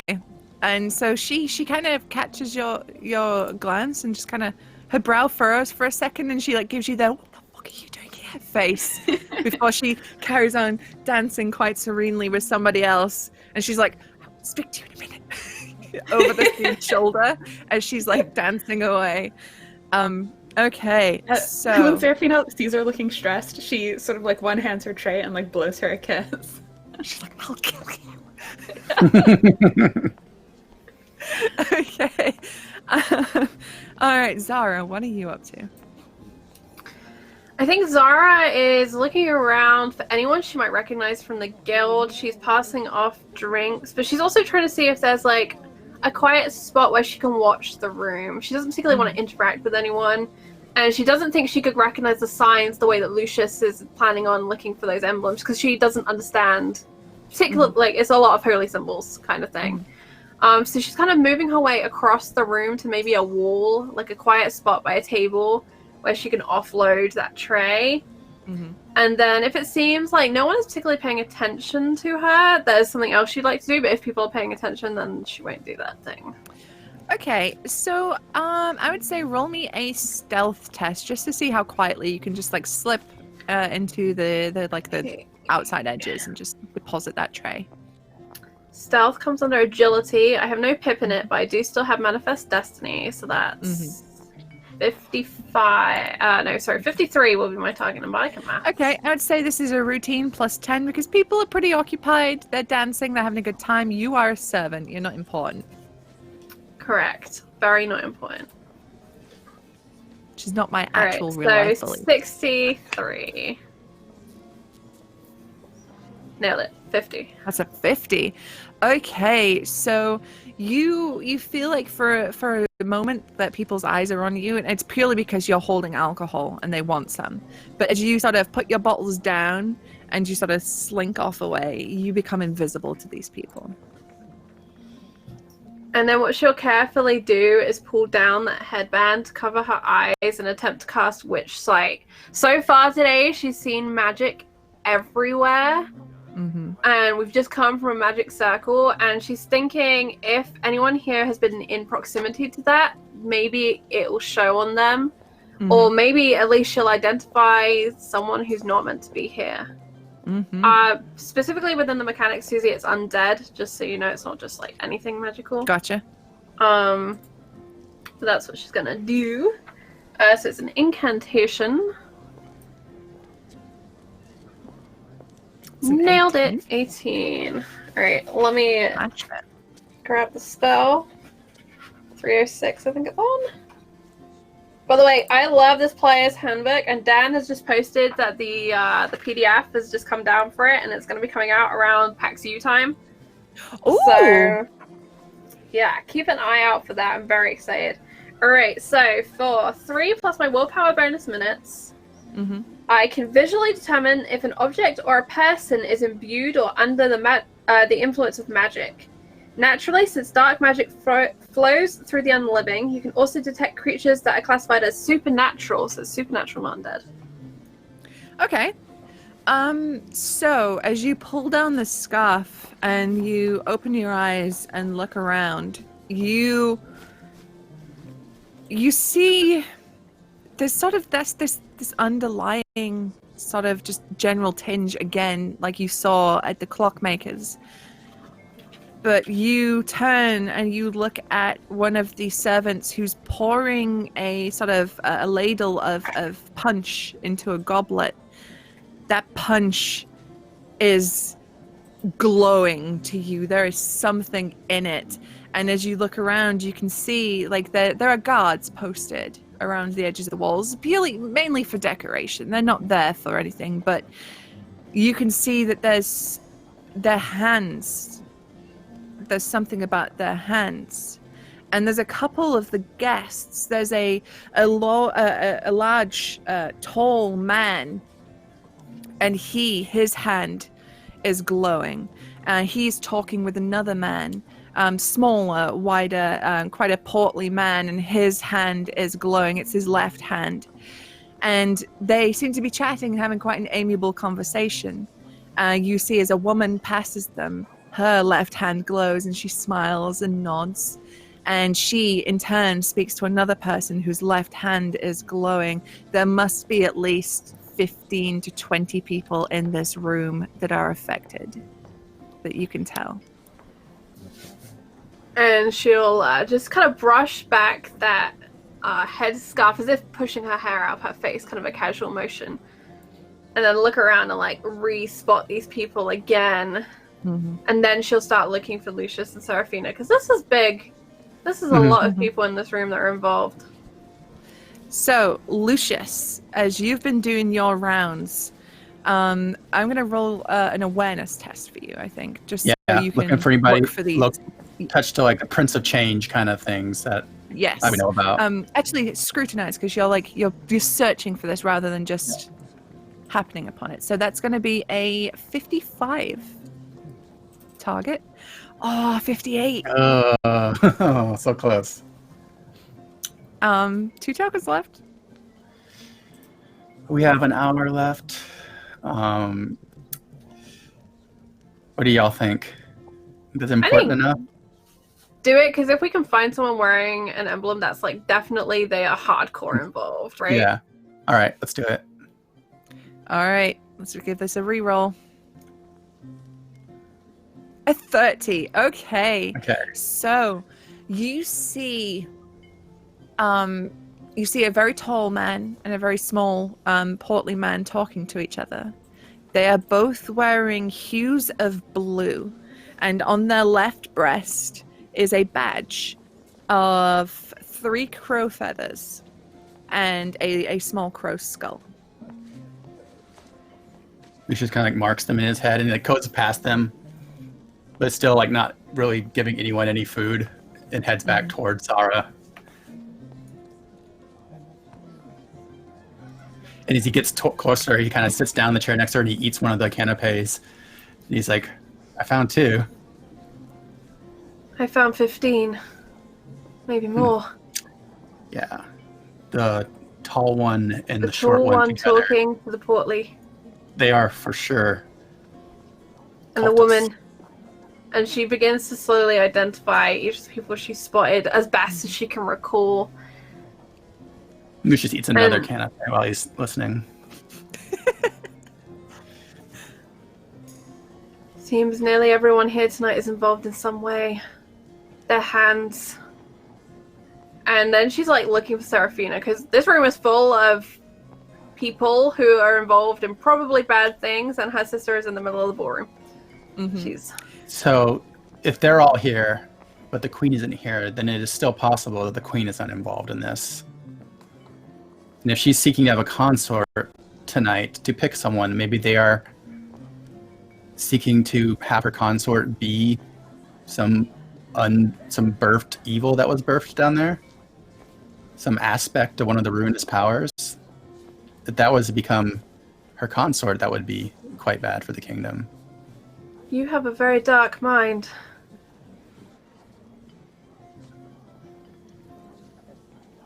He stretches. If you want to destroy the darkness, you have to also constantly walk around darkness. My gut has a cool feeling that you may be right. One day all of our minds, though, will be just filled with the light.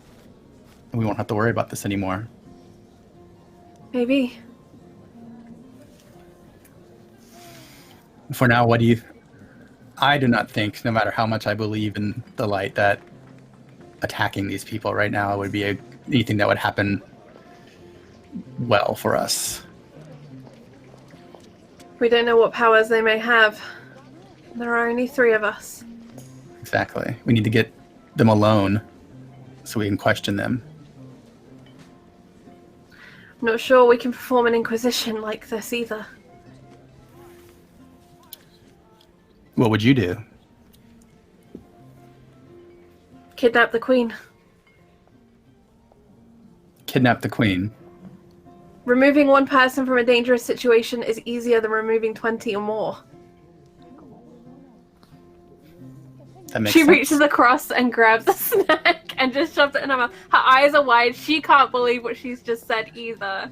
And Lucius like looks like he's about to, and he goes, "That will probably work."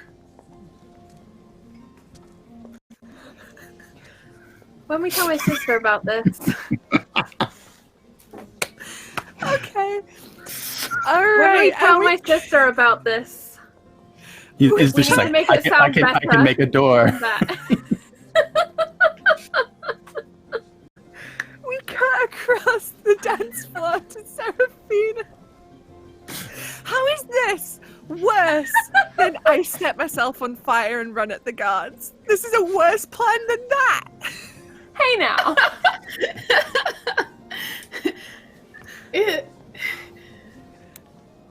Seraphina, hopefully having like made eye contact with the dancer, started looking for her sister, saw Lucius just like out in the open eating the food he was supposed to be delivering, and started making her way back.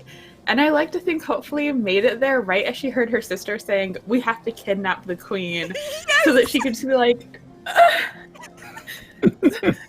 Absolutely, "We were 100%. separated for like 5 minutes."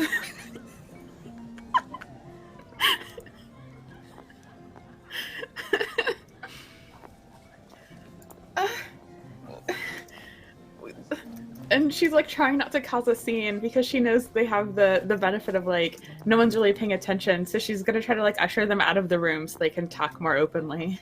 Mm-hmm.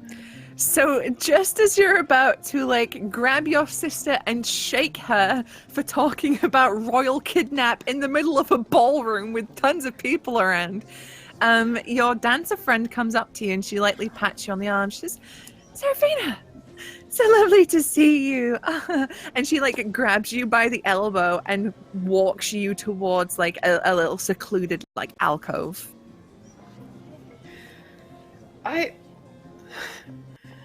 Come on, come with me. I need to show you something. And She she's points smiling. at her sister. She points at her sister and says, "Don't do anything until I get back. Just go back and get more food or whatever to bring back in here. Don't act on any other ideas." And we'll go off with the dancer.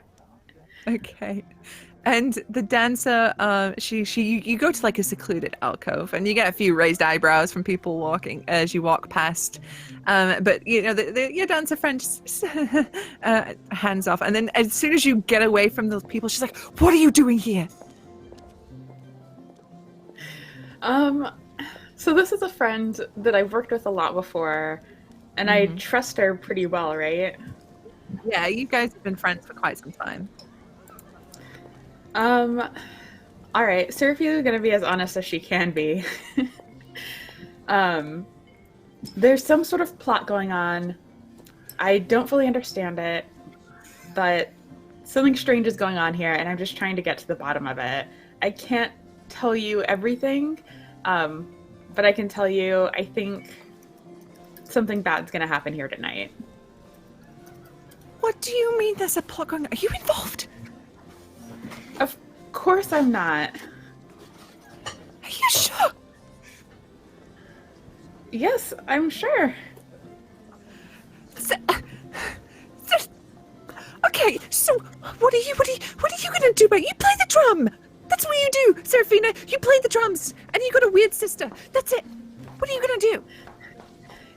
Yeah, I'm not saying I'm gonna do anything about it. I'm just saying that, like, I want to figure out what's happening. I don't know what I can do against any sort of weird plotting. Do you have, like, no self-preservation skills? You're just gonna, oh, I heard there was a plot, so I'm just gonna walk into the palace and just do what are you doing? And she's, like, having a meltdown. I feel like you're focusing on the wrong part of this. Like, there's something strange going on here, and you could be in danger. I'm not gonna be in danger. I'm not. I'm gonna be fine. How do you know that? Because I met a man the other day, and he told me about this power, the light, and I feel protected. I went to his sermon. I feel fine. Yes. First of all, that guy's full of shit. He was very nice, and the pamphlet made so much sense, and I went and I heard the sermon, and everything just clicked. Can I tell if she's just like, if she's fully herself, or if there seems to be something else going on? Okay, roll me a scrutinize test. And thank you, Nagabot, for that 20th retweet. Ding, ding, ding! Wild magic time. Susie, you can either assign it or you can randomly roll it for one of your players, and then we'll hit that D10,000 table. All right, I will roll. So can you roll d3s on here? Yeah, just do /dice space 1d3. 1d3. All right, so 1 for Jess, 2 for Jordan, 3 for Charlie. Jess. Oh no. Alright, so Jess, you need to roll me a 1d10,000, please. Same method as a d3, just with the 10,000. We, of course, unleash from our beloved Netlibram Random Magical Effects Table Version 2.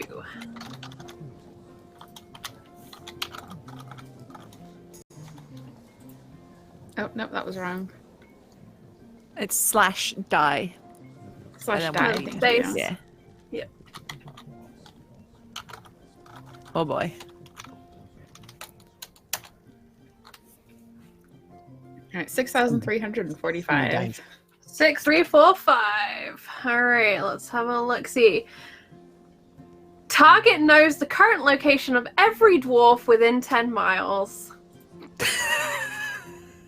Useful. Well, there are quite a few dwarves in attendance at this party right now. The way You know I about imagine them. this is it's kind of like you get a witch sight migraine. You suddenly become distinctly aware of that's a dwarf, there's a dwarf, there's a dwarf down the road, and it's like a weird headache. You never really noticed how many dwarves lived in Hearthome, but now you can't not notice. Okay, so I think what was that your... like Go ahead. that like sudden hit of like knowing where every dwarf is also kind of like distracted her so that she failed her because I failed my scrutinize roll. So she's Gotcha. trying to examine her friend to be like something strange is going on, and it's something like dwarves everywhere. Do you see all these dwarves? Yo, you see all these dwarves? The whole party suddenly becomes dwarves, like the You see schoolmaster these beards, man? Beards. Okay. So, you look her over, and she's like, and I imagine you kind of zone out for a second, and she's like clicking in your face. Sarah! Yeah, I don't know that, just going to a sermon can really, protect you exactly. Is that really, like, it meant that much to you that you feel like you're completely safe? Feel pretty good. And that's it? You just went to the sermon and now you feel like you're safe from everything? Well, like, not safe from everything. I'm not going to go stand in front of a carriage because then I would be, like, pate. But, like, some things, like, just life in general feels much better. I feel much like, I don't know, I feel like just, like, the light's on my side, You should come with me next time. I'm not going to do that. I am glad that you feel good, and I want you to continue to feel good. And if this does that for you, then fine. But please I don't want you to think that just like this light is just going to keep you safe with no effort on your part. You still have to work to keep yourself safe. Again, I'm not trying to make you feel bad. I love that it has made you so happy and that it has meant so much to you. But please just promise me you'll keep yourself safe. I will, I promise. And you gotta promise me the same too. Like, don't go running headlong into trouble just because you're on a hunch about something, yeah? I will try my hardest. And I can't she make hugs the same you. promise for my sister. She hugs you very tightly and then whispers, "But if you get caught, I don't know who you are and I will disavow you publicly." Yeah, I know. Same. And she kisses you on the cheek, says, "Love you, bye!" And then she toddles back off into the party. All right, Serafina immediately whips around and tries to track down her sister again, because who knows what she's gotten up to in the 20 seconds this conversation has taken. Mm-hmm. And as you do, you're like, fuck me, there's so many dwarves in here. I didn't ever notice there's so many dwarves in here. Huh. What has Zara been up to in the 20 seconds that Serafina was being taught to by her friend? Zara was beginning to work out how the heck she's going to kidnap a queen, why the heck she said that. Many questions are in Zara's head. Many questions, as usual. It's a very question mark kind of headspace. But then she looks again to this sea of people at this party, and she wonders if any of them are her father. Just, it dawns on her, he's known as the saint, he's part of the high church, she thinks. This is important people, an important place. Maybe he's here. Mm. And then she wonders if that would make her feel better or worse. Maybe he's one of them. And then she kind of looks very slowly at Lucius and is like, have a feeling if I used it on him would just light up like a winter festival tree. She reaches then across and grabs one of the abandoned bowls and just drinks straight from the bottle. It's gonna be that kind of night. All right. So are you as she goes, okay, never mind. No, go ahead. No, Jordan. No. I don't. Jordan. I didn't have access to the information about the glowing bottles, so I'm not there to stop her from drinking from the poison bottles. No, the bottles of wine that Zara brought are fine. It seems to be the punch bowl that is compromised. So are you actively looking? I totally forgot you told me that as well. Are you actively... Oh, goodbye, pen. Are you actively looking for your father in this crowd? Or are you just kind of like, I wonder if he's here? Well, she has no idea what he looks like, so it was one of those, are you my father? I'm kind of tall. I'm kind of tall. No. And it's one of those, Orphan Annie scenes where it's maybe he's bright, and maybe he's smart, and maybe a collector of... one of those type moments, and just but sad, because she's drinking a bottle of wine, and dealing with the fact that a lot of people in here are touched by bad juju, and bad things are almost definitely going to be happening, and then she's thinking about that monster that's outside in those bars, and maybe she missed something. Lucius looks over at her, he's like, and if we kidnap the queen, then the demon has to come to us. Huh? If the queen is the target of this plot, then whoever is trying to get to her, if we take her away, will have to come to us instead of us having to figure out who it is. Right. Or maybe we don't have to take the queen from the palace, we just have to be wherever the queen is. What are we going to do if the thing does turn up? We're going to destroy it. We don't even know what it is. Nothing can stand against the light. Have you not seen that by now? You're powerful, but so is this thing. That was a huge magical circle. At all. I am nothing, but the light has deigned to work through me. And I just merely give it a doorway to work. A doorway. So we would just need to be in a room with her, and you could open a doorway, and the queen wouldn't be there anymore. Where does the queen go when you push her through the doorway? Wherever I can see. 2 minutes later. 2 minutes. Okay, that's how it works. So we could push her through the door and then walk somewhere as far as we can in 2 minutes. And then she would come out of the door. 2 minutes from the palace. The roofs of the palace. We could use the gargoyles and then we could go across to the... Well, we know where the tunnel is. And she's running through options, and half of this is half out loud, half of it's in her head. I'm just vocalizing it for the sake of clarity. Mm-hmm. You can see her brain is whirring, and now that she understands how Lucius's magic works with the door, that's very useful information, because she had no idea how that works before. Mm-hmm. All right, so just as these two are talking, Serafina, you can rejoin the conversation. They seem to be plotting again. We also don't know for sure that this thing is after the queen. The queen's guard were guarding it. How do we know the queen didn't summon it? Well, if she is at the center of the plot, then we would have to deal with her anyway. I just don't know that.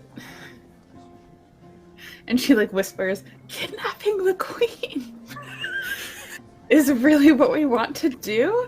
Also, can we please get out of this ballroom? Let's go somewhere else where we can actually talk and not worry about being overheard. Agreed. 3 people sneaking away could be more obvious than us just standing here talking. Lucius kind of stands up, I haven't- takes another bite of another canapé, and kind of just like walks out of the ballroom. Yeah, Seraphina has her empty like baked goods tray and is like, ugh, grab the empty bottle, let's go. Zara grabs the empty bottle. Do you think we should warn them about the punch bowls? And as What about the punch bowls? They're touched by magic. I don't know what kind. We'll deal with that later. as Lucius is walking out too, he walks by that woman before who had won a canapé and but had an empty plate instead. And he kind of just pushes them all onto her plate and then walks out the door. You hear her do a very happy, excited squeal. And it's like, oh! And she starts shoving them in her face, but then she kind of hides it with her fan because she's like kind of choking on all the canapes. And she's like, I'm looking at what Royal Water does because I'm wondering if I can go past that punch bowl and tip it in there if Just it'll help. Yep. I think it's under like poisons in this book. It's not a poison, but I think that's where it is. I mean, add mass murder to your list of planned crimes for today. You're already going to kidnap a queen. No, we're going to protect the queen and save her and foil a plot. Mhm. It's very... Okay. I'm saying, unless you can say, we're going to kidnap the queen with a straight face, you're not mature enough to do it. I believe I said it previously. We're going to kidnap the queen. We're going to kidnap the All queen. right, okay. Alright, trappings. Let me see I'm if I worried can now. find what rosewater does. Not rosewater. I know what rosewater does. Royal water. You had planned out for us to capture the queen, right? No. Can you not tell? Not- Could you not tell by the fact I went, what? And I hid my face in my hands. Medicine? Is it a medicine? Royal water by quintessence is worth 18 gold coins. 18 gold coins? You just What else carrying do I that have? I shit don't want around. to tip that. I'm just going to empty my bottle of leeches into that punch bowl. Just stop everyone from drinking it. Okay. Away you go, leeches. I didn't know what this... I honestly cannot find what royal water does right now. And I'm too Okay, scared that's to put fine. it in there in case it's a bad thing. Hey, I mean, you know, leeches. I think it's kind of like Holy holy water, is my understanding from its Okay. magical uses. But You yeah, should I compromise. just quietly like compromise it with some leeches? Just send these little black, wiggly, wormy things into the punch You bowl. compromise the punch bowl, and sort of. I would like actually a stealth check. Spell check, on 'cause this it's kind of sleight punch. of handy. Yeah, and it's gonna be. Actually, this would be skullduggery to do this, but that's a special skill. That is a special skill. So just a flat agility then. Yeah. All right, so that's 48. And I'm gonna make this challenging, as there is a guard kind of watching the punch bowl to make sure it's not spiked. I don't think I can apply my manifest destiny to this really, No. unfortunately. So 48 minus 10, 38 is my target.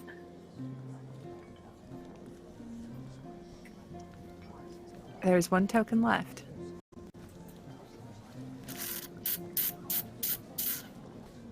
We really need to not be caught right now. Yes. Mhm. Hold that again. All right, we'll use that last token. Please, dice, please. Yes. The dice gods have smiled upon you as you you make it look like you're tidying around the punch bowl, and because of what you're wearing, the guard kind of just glances at you at the corner of his eye before he looks forward, and you slip.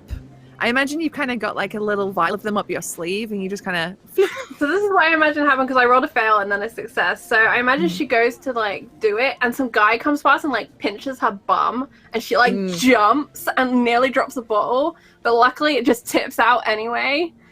Yeah. I love Like, it. Okay. kind of gives her, like a filthy look. As the leeches just splash, or they sort of slip into the punch bowl, and it's like a very like rosy colored peachy sort of colored punch, and you see the little black bodies just swimming around. I just invented bougie bubble tea. You did.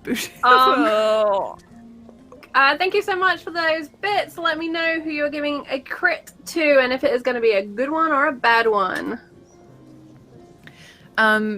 And you sort of turn around and walk away, for being like, I can't believe I've just done this. And you make your way back towards where Seraphina and Lucius are. And as you just about reach that door, you hear a scream from someone as they have poured themselves a ladle of punch, and leeches are in it. And they go, ah! And drop the cup.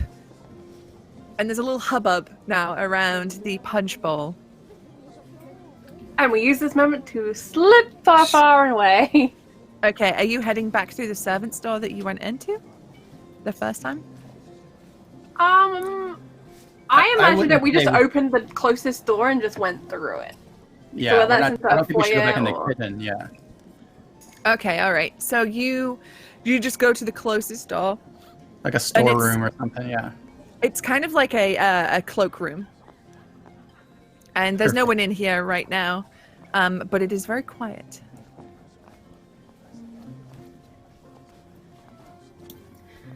I cannot stress enough what a bad idea I think it is to try to kidnap the queen. Why? What? What do you mean, why? It achieves our goals here. And what if we're wrong? Then we've just kidnapped the queen and we will all be put to death. Death is coming. Prison bars. Gallows. The monster. Zara goes off into her own little world for a second. I'm open What to about- other plans, but aside from attacking an entire ballroom, I don't see another one. I don't see why we need to do that either. Can't we, like, if we're just trying to figure out where the monster is going to attack, what it is, what it wants, if you're so convinced it's after the queen, we could try different disguises, try to get ourselves close enough to the queen that we can see her at all times, and wait for it to strike, and then go from there. If it's something where we think that way too, I mean, presumably the queen would have, if she summoned this monster, she'd want it to attack within sight so that she can make sure it does its job. Either way, I don't think. There seems to be a plot of deception, though. Deception and subterfuge and things that are corruption from within. So I do not think, at least the feeling I get, is that this will be an attack straightforward. There will not be some ghastly monster that rears its head. This will be something that is disguised and subtle, and we will not know until the rot has set in and is too late. Well, then how would kidnapping the queen even help us with that? Because this party, from what we've heard, is for her to choose a consort, correct? And for that to happen, they would have to get to her or influence her or have this person be presented. Maybe that the consort who she's choosing has been corrupted, and through her choice now is going to corrupt the queen. So any of these ways, they need to get to her. The cold wouldn't it is make more creeping in Seraphina, and the clocks. They're losing their time. Whatever is happening is going to change the whole world.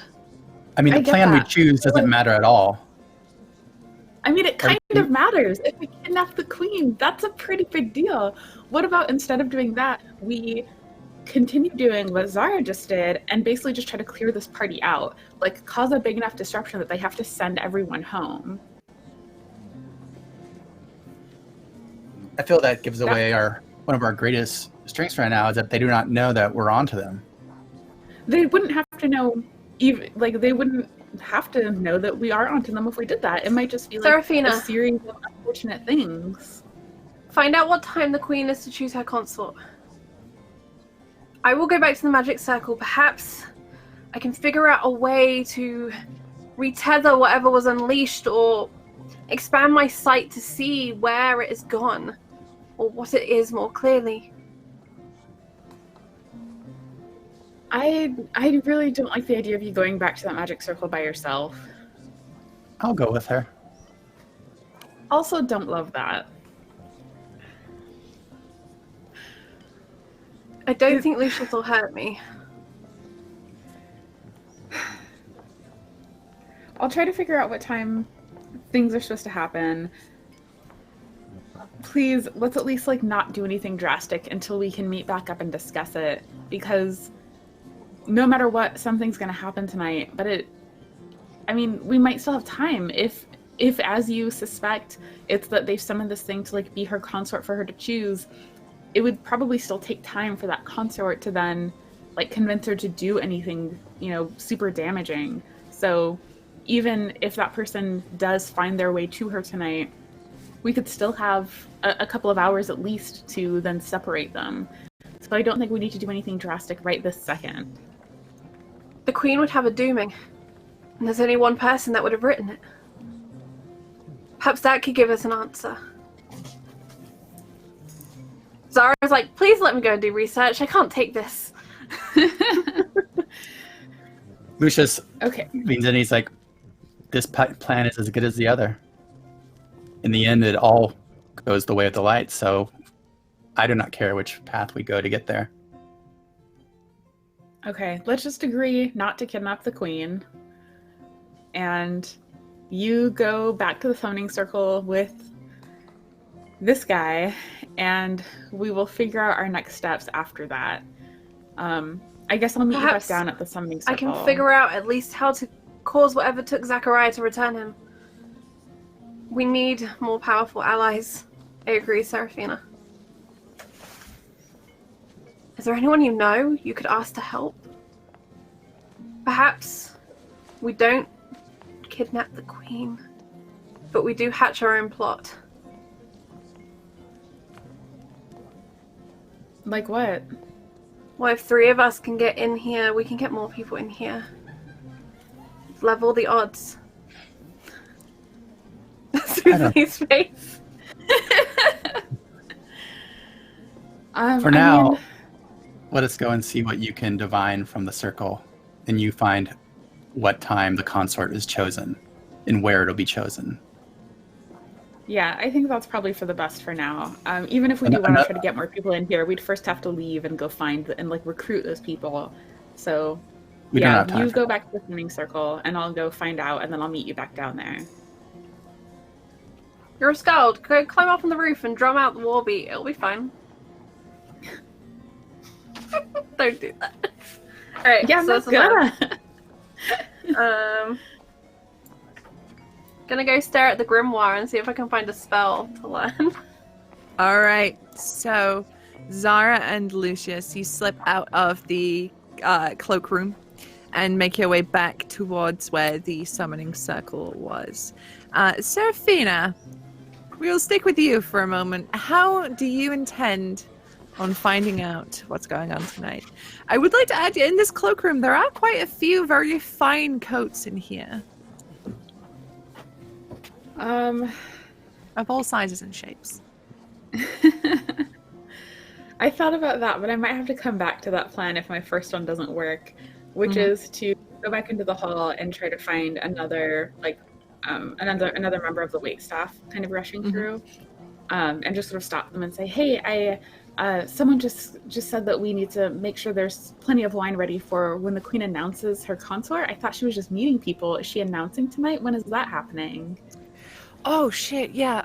So like, they've got this party bit, right? And then in about, and then look out the window, maybe 2 hours or so, she's gonna like come on the balcony, and like proclaim.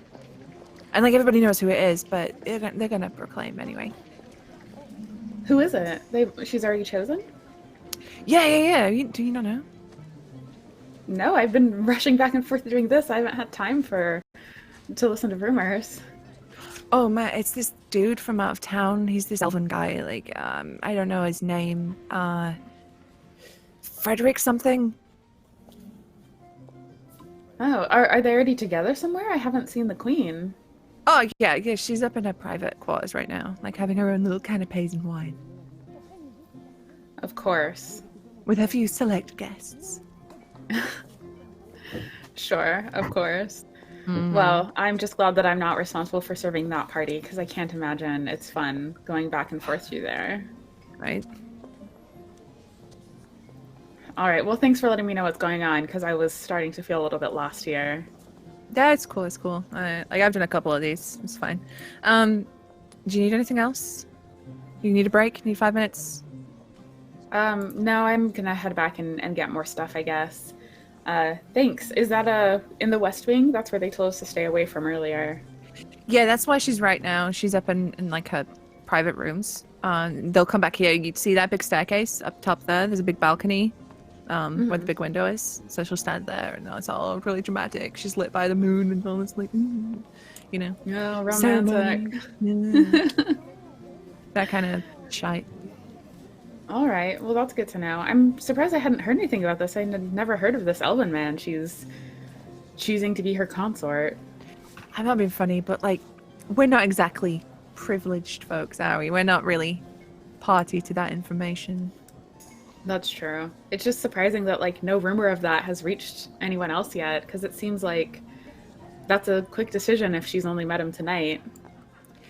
Well, I've heard that she's known him for a little while, if you know what I mean. She's just making it official tonight. Of course. Throwing this big ball just to tell everyone about this elven man she's been getting It's to tacky, know. right? Like, if I'm fucking somebody, I'll just tell them I'm fucking them. But no, you're gonna throw a big party and tell the whole fucking kingdom that you two are boning down. It's fucking nobles, man. Ugh. Don't I But know whatever. it? Well, thanks for the info. I guess I'll get back to work. All right. And they sort of walk off. And you can see them. They immediately go from like to holding the tray. They've got their very retail face on. Like, of course, sir. Anything, madam. That kind of. They're doing that whole routine. All right. After that, I guess she'll just rush back to try to follow after Zara and Lucius to update them on what she's learned. Hopefully catching them before they go all the way back to the summoning circle, because we've only got 2 hours to figure out a way to get to the balcony.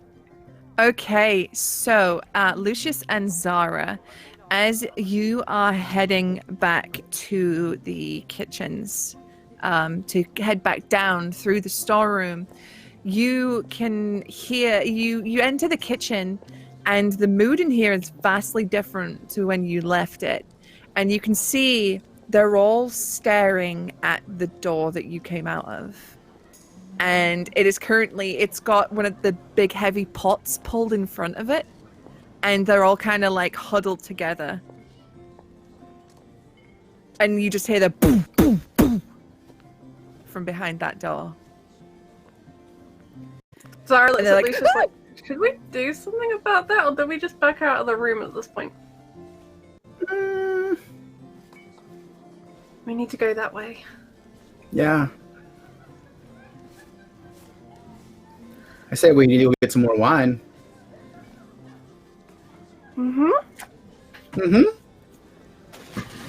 Big rat in the cellar. Yeah. Zara says, confidently striding into the room. And the woman earlier who was kneading the bread going, "What are you doing? Are you mad? There's someone in there. Something in there.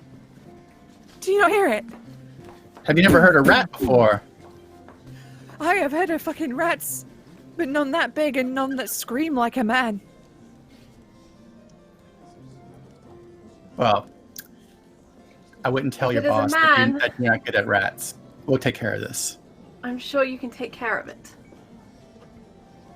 And she's gonna grab a knife from the knife block and just hand it to the chef. It's like take this just in case. And She's gonna begin to craft magic missiles. All right. So I'm gonna kind of do the ritual thing to give myself a plus 10%, but it means I have to roll a chaos dice. Mm-hmm. I think that's how that works. And I'm gonna basically I'm readying magic missiles for when Lucius moves the pot, because he's done crazy things. She's sure he can move whatever's blocking the doorway. And I like Lucius how sees she her. just nominated him for this. Yeah, Lucius Yep. sees her hand, and he looks at the staff. He's like, "Did none of you get training in magic extermination of pests? I thought all the royal staff got training in how to get rid of magical pests." And the woman with the knife is like, look, I don't care who you are right now. Just get rid of it, please. Just get We'll rid put of it it. in the report, Lucius. As Zara's eyes are like beginning to glow as she's like focusing in the arcane energy. Yeah. And this woman has the child that she clipped around the ear earlier, like clutched so tight to her, and they like back out of the kitchen. And Lucius walks towards the pot, and his finger is trailing in the air, and it's like trailing like a line of light in the air as he reaches and pulls the pot away. Okay. I just realized I should have magic missile open in front of me. I'm You too might have excited. that spell. Yeah, you might need that spell to be ready. Alright, I got it. Yeah, and he's readying Rin Chaos. Okay, so what we'll do is we'll have Charlie go Zara's first. 'cause half she- wondering if this is Zachariah, but she's still like getting ready because it could also just be the I'm dead like- I'm like- elven dude back again. I'm like, we burned that guy though.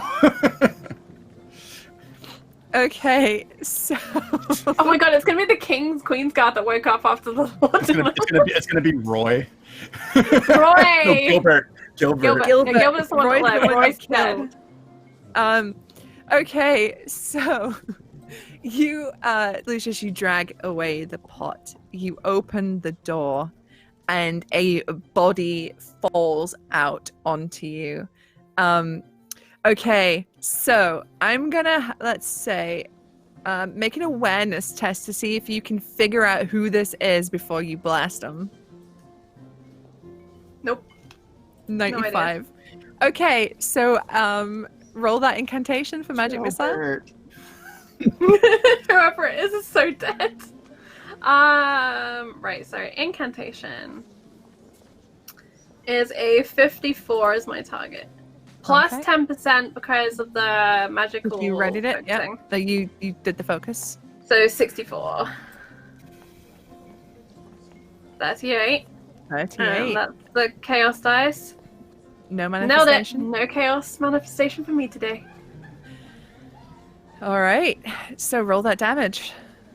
So it is 1d10 plus willpower bonus against one enemy. Yes. Doop, doop, doop. 10 plus willpower. I'm so sorry. Jay, I'm so sorry if this is Zachariah that I'm just putting a hole in right now. Plus 3, 13. Okay, so Lucius, as this body falls onto you, it's just about to land on you as it's blasted back and down the stairs by these missiles that shoot out of Zara's hands. As I this imagine body... these look like those the crackling fireworks you see. So it's like shooting stars, but they like fizzle along. Yeah. They blast this thing in the chest and send it flying back, and once more you hear that horrific crunch of a spinal column collapsing in a way that a spinal column should not collapse. And as you look down, Lucius, you see the small form of Gilbert crumpled at the bottom of the stairs.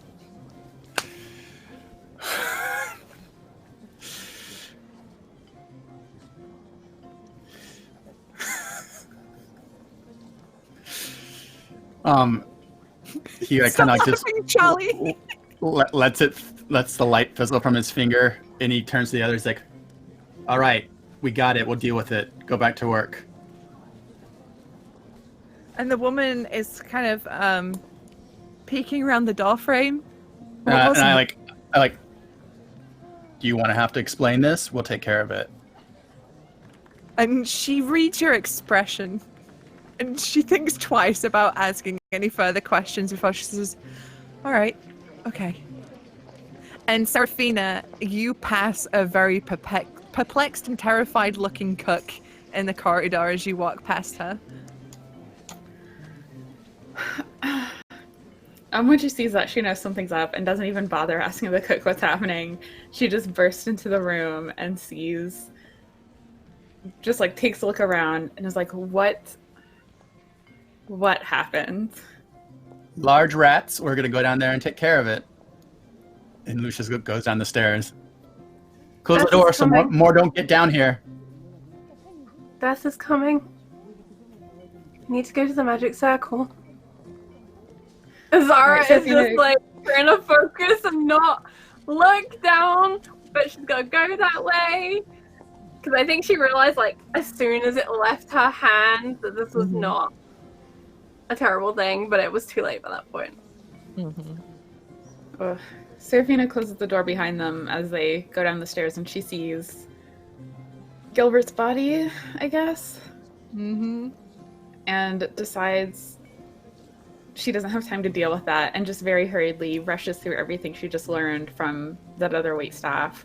That, like, the queen has chosen an elven man from out of town as her consort. She's up by herself, or like with this elven man and a small party, up in the West Wing, and will announce her consort on the balcony in 2 hours. So that's what's going on. We need to figure out a way to get up there, I guess, or separate this elven man in case it is some, like, what you suspected. Or we just need to be prepared for whatever's going to happen. Or I guess just let it happen. End of the world, right? Who knows?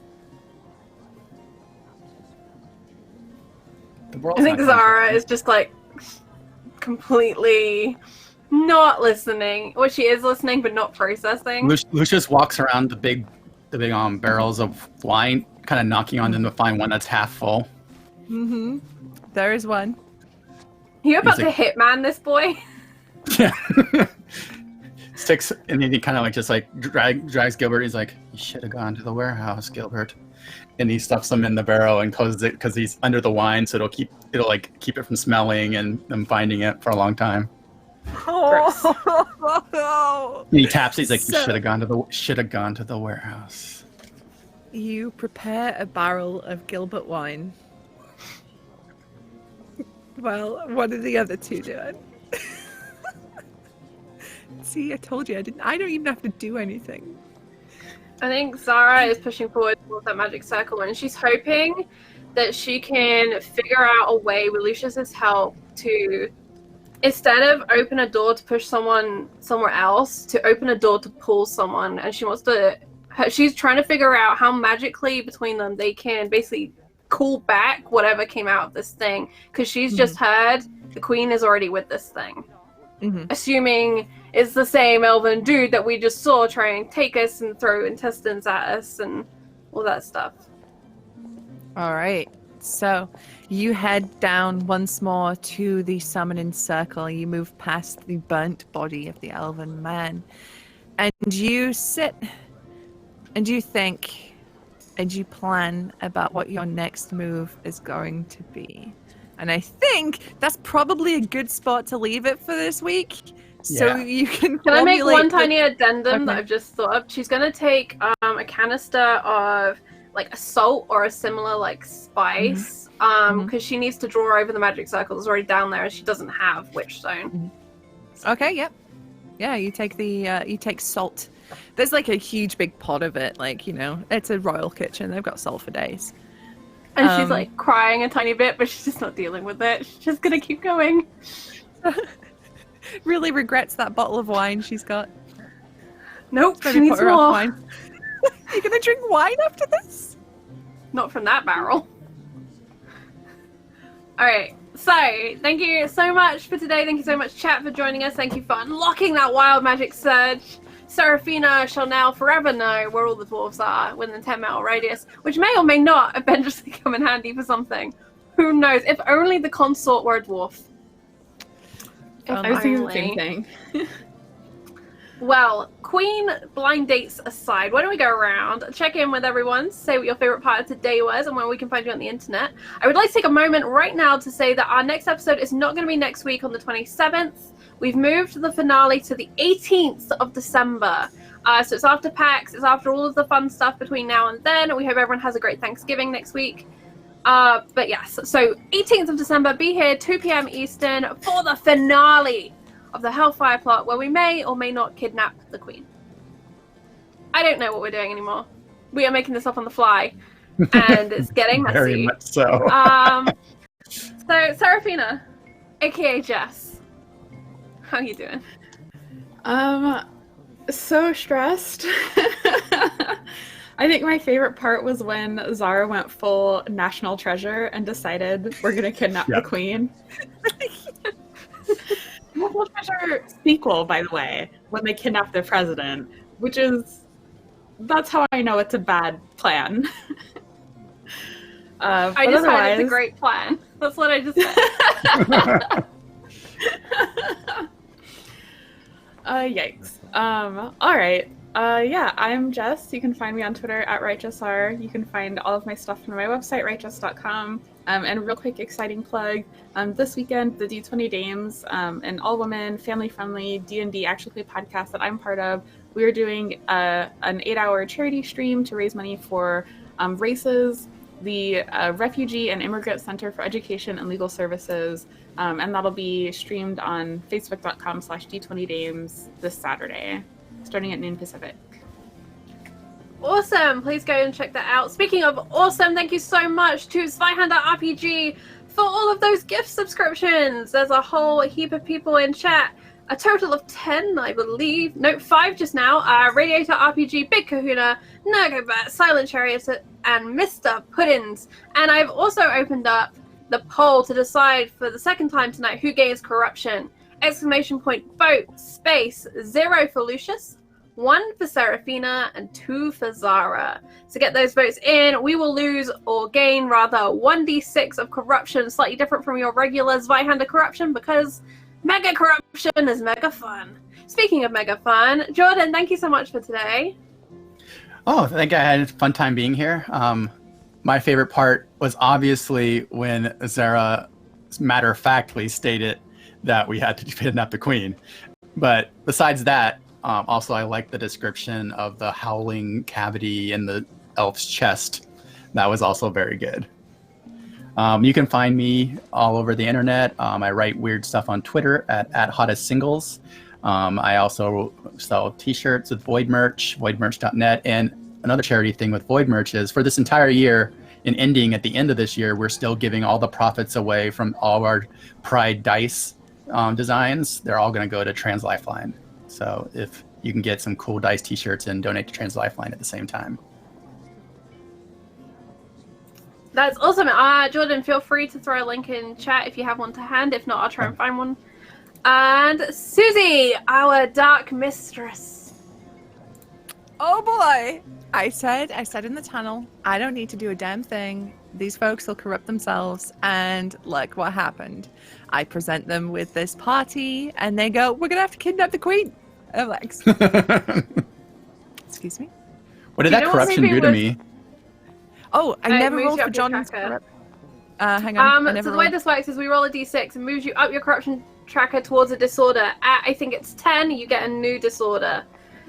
And you also become the most hateful or negative part of your personality. So it moves you towards that There is no negativity in the light, though.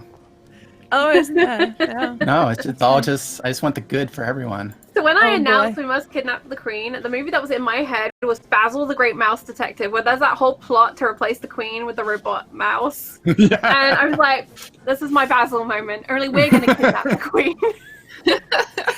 I immediately heard Nick Cage saying, "We're going to steal the Declaration of Independence." I'm like, I can't. And look, if your plan seems like something Nicolas Cage would do in a movie, maybe not the greatest plan in the world, is all I'm saying.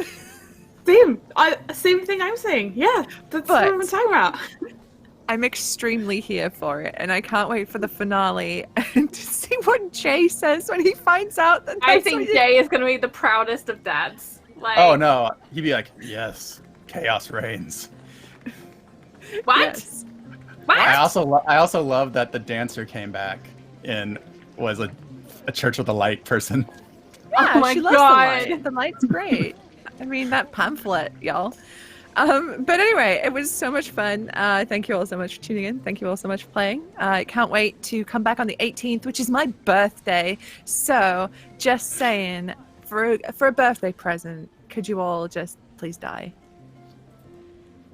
Wow. Am I allowed to end the world on my birthday? Is that allowed? You are the GM. Yeah. Cool. Yeah, I mean, I'm gonna we end the could world have on my done it. birthday. Susie, I mean- can you please roll for me a 1d6 for Zara's corruption? Yes, and while I do so, I'll just remind folks you can find me on Twitter at Susanna Grace and Twitch, where I'm a variety streamer who does video games, art streams, and tabletop RPGs. Do it. Check out the You guys thing. 6. Thanks, Susie. You're welcome. Perfect. Just what I was so wanting. welcome. Merry Speaking of what Christmas. I've always wanted, I am so happy to be Twitch director here at Encounter Roleplay and to put on great shows like this. I cannot wait for the finale. I am sorry for the break, but the finale is going to be killer. It's going to be bumper. It's going to be the end of the world, probably. Thank you so much to Zweihander RPG, who do sponsor us here and bring all of that grim and perilous glory to you. Let me hold up the Player's Handbook. This bad boy is coming out very soon. The Mango, I should say, supplement is out. You can get that, and you can also get the Monster Daddy book, which contains everything you need to play this game, which Susie has, I believe. There it is, as well. Get that right now. We've been told to recommend Amazon as they generally have a really good price on it, usually a good discount. But also, I recommend going and checking out the phone PDF. It's a great new system that's come out where, you know, it's easier for you to read on a tablet and search for things than just using the regular PDF. And I believe that's all coming out very soon. Go and check that out. We love Zweihander, and I cannot wait to play it in the new year. On which subject, I should mention, I'm about to open a casting call for next year's January 2020 Zweihander campaign. It's going to be in the Wednesday slot. I believe Susie will be DMing it. We haven't 100% confirmed that yet, but I'm going to say that right now. So if you want to come and play with us, put in. I'm going to have a bunch of time slots and all of that stuff. So check that out. That will be over on our Discord, which is where I post all of the news and casting calls and fun stuff like that. So please come and join our community. Thank you so much if you are a patron of this community. All of that money goes towards supporting this cast. In addition to 50% of donations, including those that were donated today. Coming up at the end of the month, November 30th, we have our meat grinder. We've shifted things very slightly due to a change in circumstances, and we now have Donathan Fry DMing for us. We are raising money still for suicide prevention, and it will be from 2 till 5 Eastern. You can sign up for that over on the Discord channel. The sign-ups will be closing on Friday. Right, tomorrow, Unhallowed Metropolis returns. Things are getting bad. Very bad. I seem to remember there's an auction heist going on. So if you are a follower of Lord Bock, a follower of Lord Bar, or you just like some steampunk, apocalyptic, Victoriana-y setting, please go and check out our colleagues over at 4 p.m. with Unhallowed Metropolis Deaths Curios. Until then, however, try not to roll too many nat ones, because we want to be there laughing when you do. Good night, everyone. Take care.